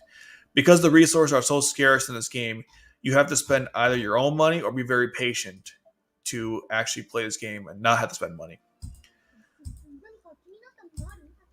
Now, you can't tell here, but if you go back to the homepage, my AP is really high because I haven't played all day today and I've been accumulating through Seas World. But generally speaking, you're going to burn through this really easily because, again, Cecile, quiet. Again, you're going to have to burn through this real quick because each battle is like 21 to 30 AP. So you can imagine it doesn't take you too long to get through all this stuff, which is kind of frustrating part of the game. Like, think about that. It's like 10 battles, you're done. It's pretty stupid. Again, they're fixing it. So, yeah, that's the main menu. Not a whole lot going on in this game yet, but I've heard they might do maybe player versus player. They're going to fix the AP stuff. Maybe Abysmal will be better, too, because right now it's more like Abysmal mode. Very limited stuff right now. And you can even tell the story mode has been finished. It's not even finished yet. So that's the menu of the game. All right, now what I'm going to do is level my characters first. That's right. I want to get I want to level Nunnally because I need to get her to a higher level so we can defeat the boss. Because right now I'm not doing so well against him. Actually, let's go back. I use the little ones. Nope. Okay. Nope. All right. I guess we're using this. Actually, let's back this out and this out. Just this. Okay.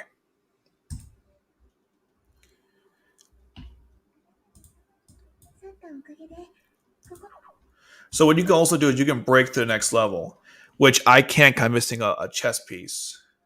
But normally you could, which is kind of cool too. But I guess we're kind of screwed. Nice. You can also enhance stuff too by clicking items. Everything in this game has to be collected through some kind of game. Abyss mode gets it, or through I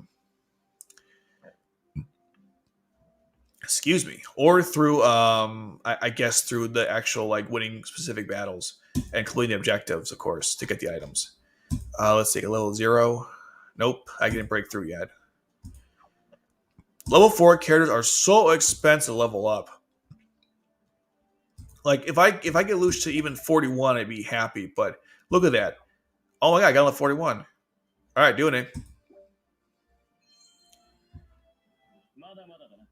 All right, that's it though. I can't level up anymore. I'm out of stuff. All right, let's. I'm gonna try to. I guess we'll face the boss. Unless you guys want me to use any particular characters, again, drop recommendations as you want, and I'll use them, of course. Let's do the boss. Wait, what's the Oh, okay, sure, we'll do it. We'll go through stage 10. Why not? Here's what one observation mode looks like, by the way. See, hey, this looks familiar. Didn't we just go over this? See that they're basically you see images. You hit this button here, and you can translate what they're saying. There's Cornelia acting as pretentious as always. Let's do this, Black Knights. And see how deep his voice is? Oh my god.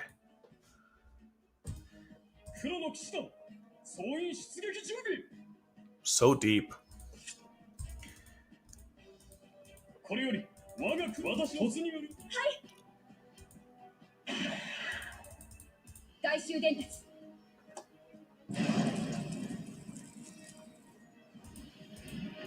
Now it's going off. It's going down. There's the water situation in the mountain which caused everything.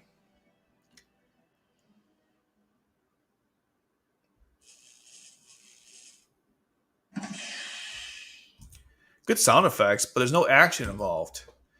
What about U2? We don't know much about him. Wasn't U2 the predecessor of V2 and Dash? He was one of the. He was one of the immortals. Yeah, we don't know much about you two. There's the slide. See, it's killing all. These are the Burais from the JLF members. There you go. Bam. Death. What's going on? Did she say come on? They reference Rock Shada there. The whole mode is just it's just going through the scenes and giving you text. When Ozra Reflection comes out and when Renya comes out, I'll be going through this pretty intently because I actually want to know what's going on. But I already watched R1, so I already know this. Jeremiah, he's he fights against the Burais, and then of course he has to deal with Kallen. Oh, orange.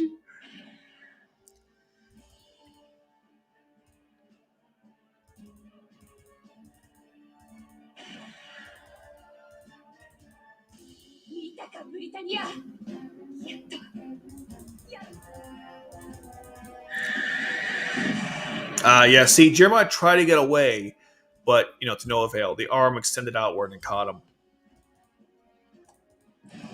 Yeah, the explosion. Your face explodes. Laser arm. Laser arm. And then he goes. That was my Kallen impersonation. No. Kaboom. The epic scene of her blowing up the nightmare frame. Yeah, they end with this, which is great. Yes. All tests have been cleared. And there you go. That was stage 10.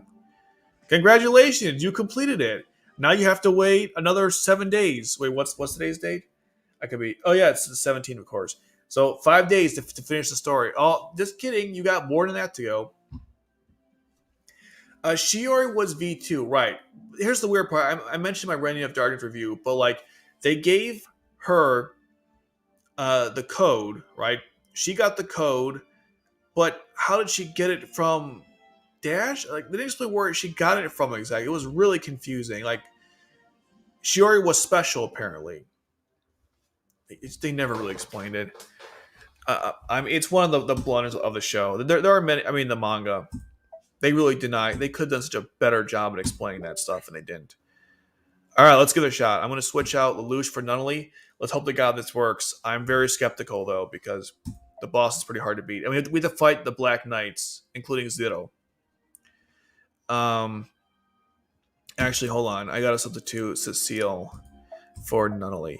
And let me check out her item for, this one. And let's take out his for, I guess, Totsuya. Why not? All right, let's get destroyed. Let's do it. Dash was dead completely, so there's no way Shuri had a chance to get his code. Yeah, you're right. So how did she get it? We'll never know. So, she got it from U2, obviously, but how? I thought he failed to give Dash the code. That's why I was like, what's going on with that? Come on, Nunnally. I leveled up 30. Be useful.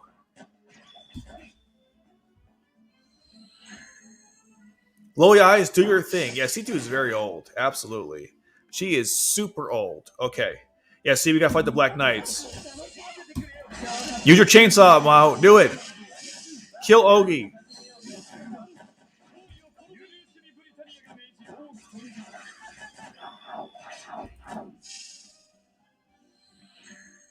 Do you think Bismarck? Okay.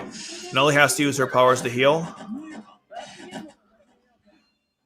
Oh, damn it. No. Oh, crap. Oh, my God. We're so screwed. Damn it, Zero. They're so screwed. Oh, my God. This is going to be so bad. We're going to get cooked. Ogi's not going to survive. Not Ogi. Toh's not going to survive this. We might beat the boss, but barely. Yeah, he's dead. Nice. Gekka. I didn't heal Tohdoh fast enough. This is not going to end well. Not only do your thing. I don't care if we're not. Just do it anyways. By the time it activates, it'll be pointless anyhow, because Nunnally is too darn slow in this game. Come on. Oh, yeah. See, he does his move here and just, oh god, the rock slide. Ha, the rock slide. Get it? Because Naita, it's not funny. Um, wow. Yeah, we're screwed. We just lost our two attackers. Now we have to rely on Mao, Lelouch, and Natalie. And no offense, that's a bad thing. Yeah, we're gonna die. I thought we were. I thought we had a chance, but no, we're so dead. Lelouch, Lelouch really gets killed when I use him, but I think we're screwed. Yeah, Lelouch is dead. Facepalm. Yeah, we're dead.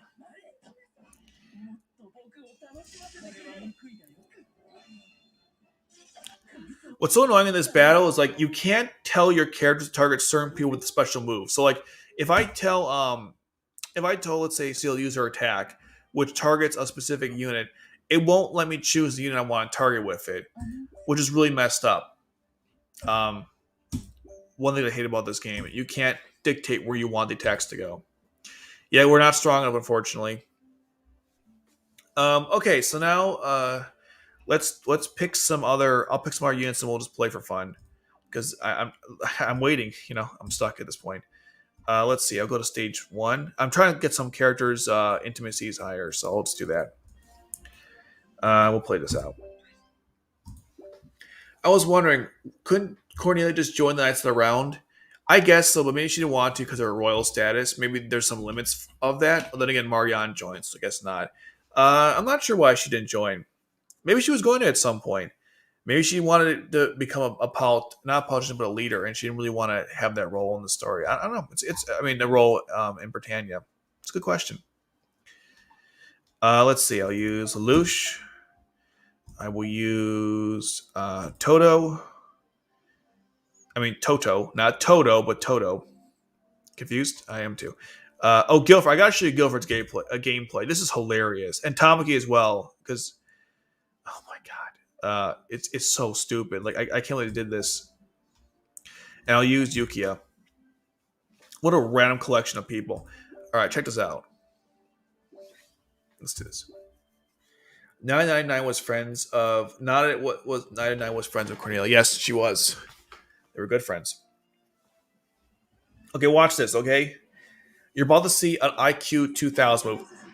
Guilford is hitting him with the gun. Yeah, I just used Tommy to let him die. Why is he using the gun to hit him with? Don't you use the gun to shoot with? Is Guilford an idiot? He died too. Fitting.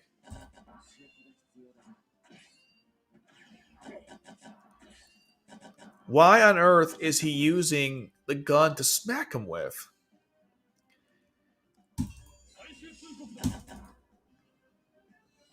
So stupid.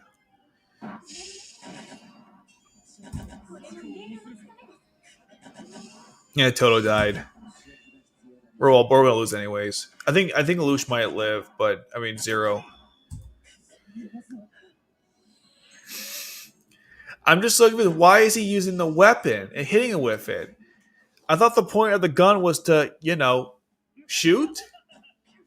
Is Lelouch laughing? We're dying, dude. Okay, fair point. That was a good play. Where's his Gloucester or Vincent? I think he uses the Gloucester when he uses special ability. But still, it's like I don't have the. I'm looking for a certain piece. I didn't get it. We're not using Tamaki again. That was a joke. No one takes him seriously. I'll use Gino Weidenberg. We all love Gino. I wanted to use I wanted to use her. What's her name? Sayako. Apologies for forgetting her name there. Okay. Gino is not bad in this game. He's actually kind of fun to use. He has a sword, Gino, which I don't remember him ever using a sword in the game or in the story. I know he used it in the manga. I don't remember him using a sword in the game, but hey. I know he's capable. See, he's using the gun to hit the enemy's whip.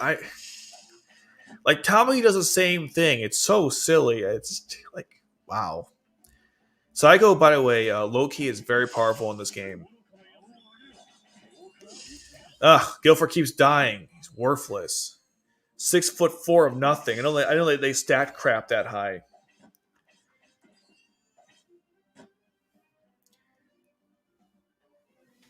Gina with the arm. Now he's the Vincent, which is kind of cool. No, I'm sorry, the Tristan. I don't know why I said Vincent for. We still can't beat these guys. We're not ready yet.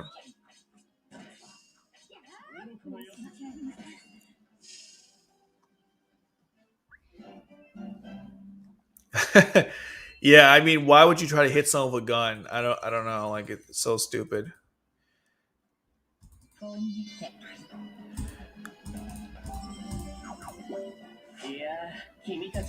Hold on. What are the awards in this? I need to get a certain chess piece. It's not this one. I need a silver. I need a silver rook. No silver rook here. Nope, no silver rook here. Man, are they anywhere? Wow, no silver rooks to be. Oh, this one gives you a silver rook.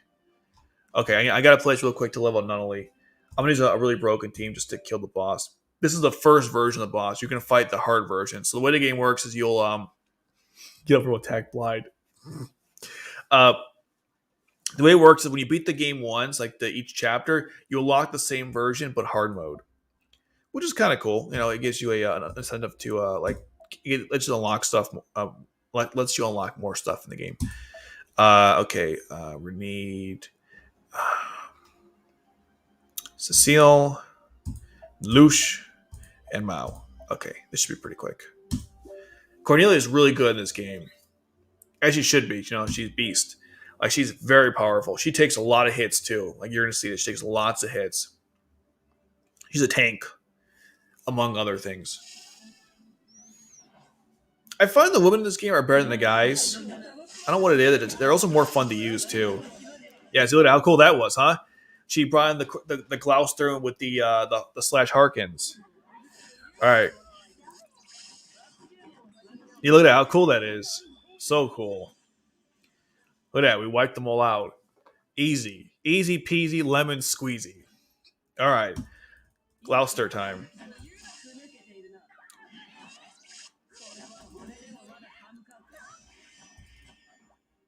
We killed it so fast. Look at that. When I first played this game, I couldn't even kill the boss. And I took out a one shot there. Progress. We got it. Okay, cool. And watch this. I'm gonna level up. I'm gonna have not only pass their current limits, but we played like 4 battles. I'm already at 300 AP. Absolutely crazy. Where's yeah? See, not only now we're gonna go level. We're gonna break through the next barrier.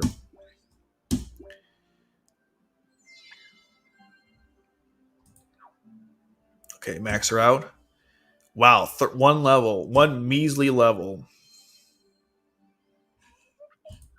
I know it's really funny, dear. Okay, I'm such a dick. Let's see. Oh, Gigi. What kind of love Gigi? Oh, more special abilities. Let's see. Eh, I don't know. I don't use her that much in the game. She's okay. Okay. All right. How are we doing on time? Ooh, Jesus, late. Okay, I'll do a couple more battles and I'll close it. Call it for the day. I'm getting kind of tired. Okay. Let's go to the beginning. Really early on, my characters can't survive. Basic battles here. Let's see. So I guess we'll use Ryu, Yukia, Gino. Where's Gino? Gino. And then we need some good people to back them up. So we'll say Gigi and Lelouch. All right, this is definitely a great team. You couldn't even draw on a better one if you wanted.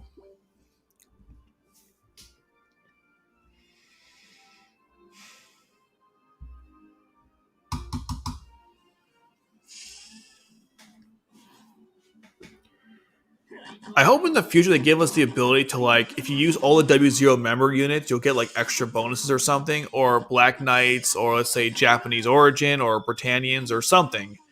You know, it'd be cool to give you actually benefits for using certain people, or Knights of the Round when they're all in the game, or Holy Swords, or whatever the. Please finish it off, Yuki. I'm getting bored. Kill him. Nice job.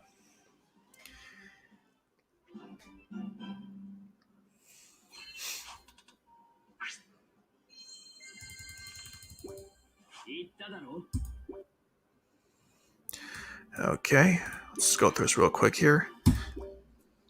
Did you know the original plan for Kokia, such as Jeremiah's sister, Lucia, to take Zero's identity? Lelouch forced to join the Black Knights as himself. I never knew that. Where'd that come from, by the way? Is that from like the Wikipedia or an interview? Or I never heard that before.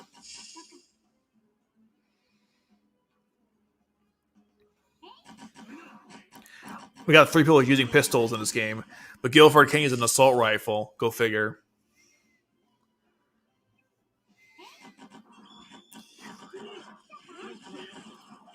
Finish him. That was it? Okay, that was fast.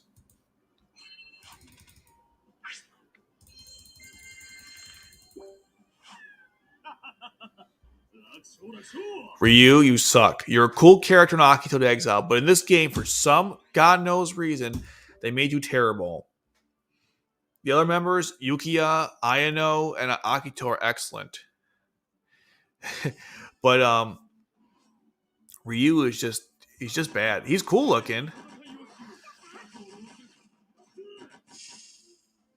Did Lucius Burai ever use a rocket launcher in this story? I don't remember. I mean, it's again, we're getting really. Did this ever happen in the story?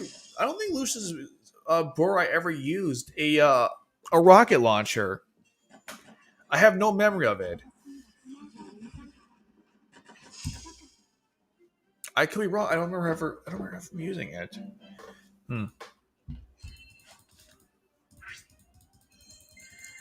Okay, I just leveled up Gino and Yukiya too. I think he's level 3. He's level 3. Yeah. 5 is when you get the alternative. Why is Lelouch Zero not using the Shinkiro? Because I don't know. To quote the Joker, why does anyone do anything? But yeah, I don't get it either. It's very strange to me. I have a theory. Okay, I can't prove it. I have a theory that they're going to make. 1 second. You done? Okay. I have a theory that they're going to make alternative versions of the same characters. Like you have Zero and Lelouch. They'll probably have an old version of Cornelia with the new Gloucester from Resurrection. They'll probably have a version of Lelouch that uses the Shinkiro because it is weird. I mean, think about this, right? Suzaku in the Lancelot, Suzaku in this game uses the base Lancelot, not the Conquista and not the Albion. And I'm going to assume that when Kallen's in the game, she's going to use the basic Gurren, not the flight-enabled or Satan elements. So my prediction is that they're going to make alternate versions that use those Nightmare frames. Because if they don't, they basically lied to us when they showed the whole animation of the Albion and the Satan elements being usable in the game. Hell, they're lying because they showed the Lancelot, the Alexander Liberté, and you can't use it in the game at this point. So what's up with that? So the way you look at it, like they better put up or shut up at this point. They should just wait, honestly, end the year instead of releasing the game now. I mean, it's fun playing it, but let's be honest, it's not even close to being finished.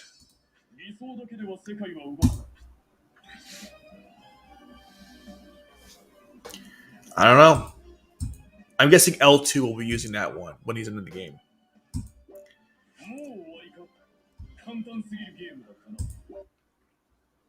These are questions. These are excellent questions. I don't have the answers, unfortunately. I don't think anyone does. Some of the directions this game took are kind of strange to me. Like, it's fun to play this, I'm not going to lie, and when you get your characters level up, it's very rewarding. But it's just that I just don't know why they picked certain Nightmare frames over others. Like, why isn't Why isn't Gino using the Tristan divider as opposed to the regular Tristan? I don't know. Wait, did Gigi have two guns? Hold on. Did you see that? I think Gigi dual wields. Hold on. Yeah, she dual wields. Okay, that's actually kind of cool. Gigi dual wields. That's wow. That's pretty OP actually.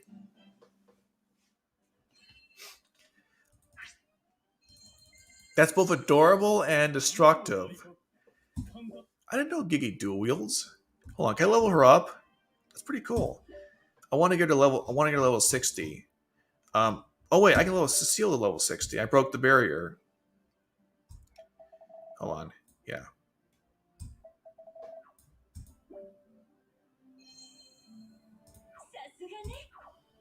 You're welcome.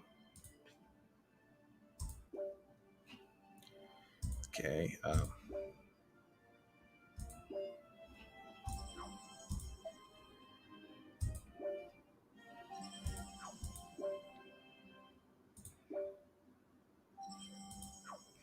Again, complete missions, you get stuff. Let's see.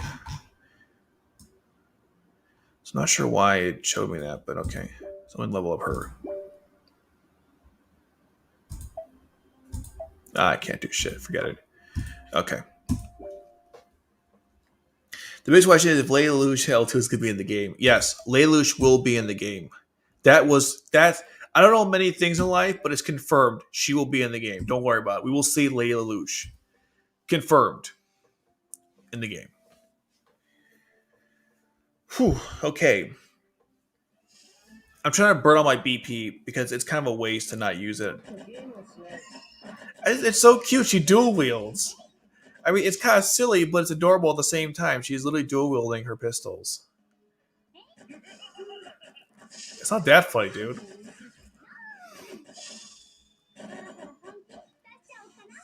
She also took a lightning attack too. I mean, Gigi's actually low key pretty powerful in this game. Oh god, we're fighting Gloucesters. All right, let's get serious, guys. Let's get serious. Bismarck, do your thing.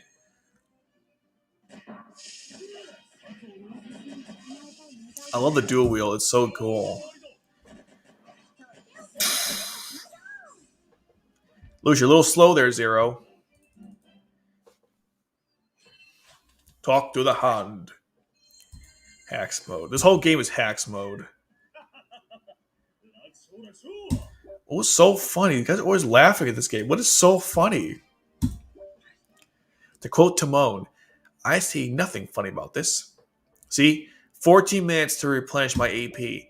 Eventually, it'll be 6 hours because that's how we do things in Code Geass, Janissary Code. Make you wait 6 hours to play this game. I'm curious if other gacha games do the same thing. It's just such a strange. It's so I love the dual wielding. It's adorable. I mean, Gigi's outfit's insulting, but her abilities are not. That's so cute. Did he say Jonic? Not it? That was weird. Oh no, we're fighting Guilford and his girlfriend, Cornelia.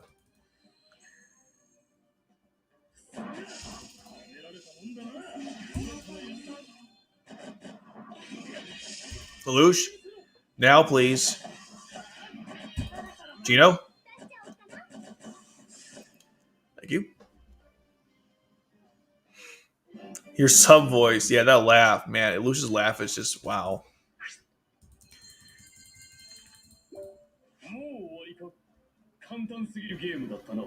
It's so deep. So deep. Like, damn. Let's see. Rolls out of AP.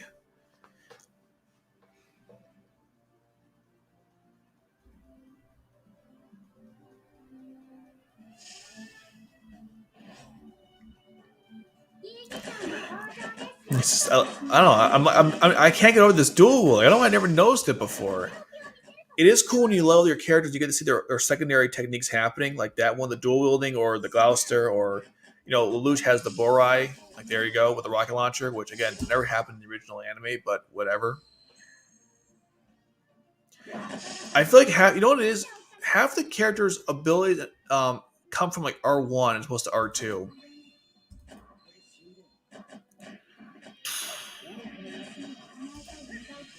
You.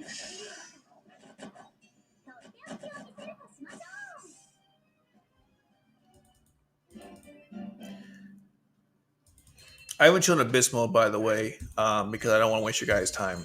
That's really the reason. All right, cool. Nice. No one likes you, Gino. Literally nobody.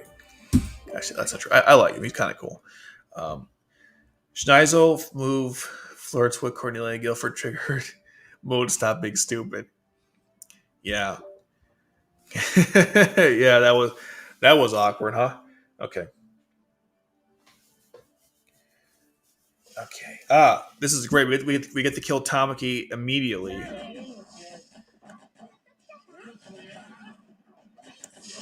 Damn it, Ryu. He's so terrible.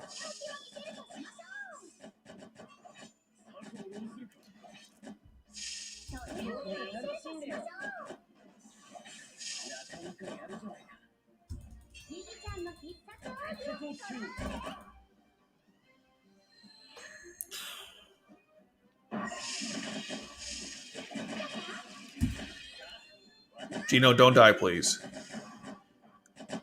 I didn't kill Ogi in one shot. It was a nightmare frame. Wow.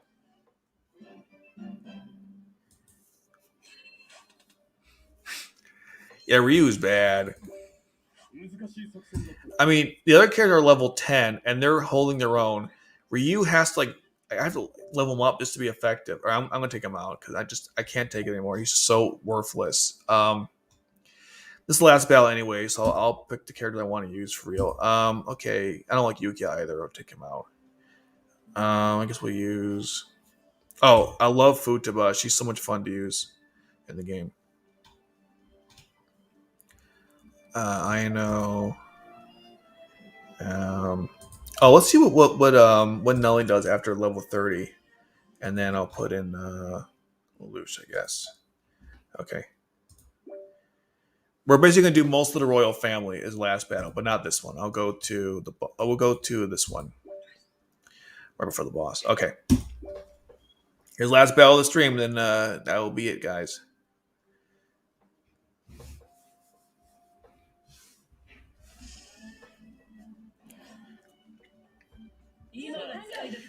See, Futaba does this really cool thing where she'll run all rampant. Yeah, like that. It's so cute. And then she like does this. It improves her special ability and stuff. Very good stuff there. Oh, she boosts them up. That's really good. Yeah, I should have looked up earlier. All right, Tamaki. By the way, this thing with Futaba is right from the manga, which I love about it. Oh God, no! What? Okay, we're good. The women of Code Geass doing it again.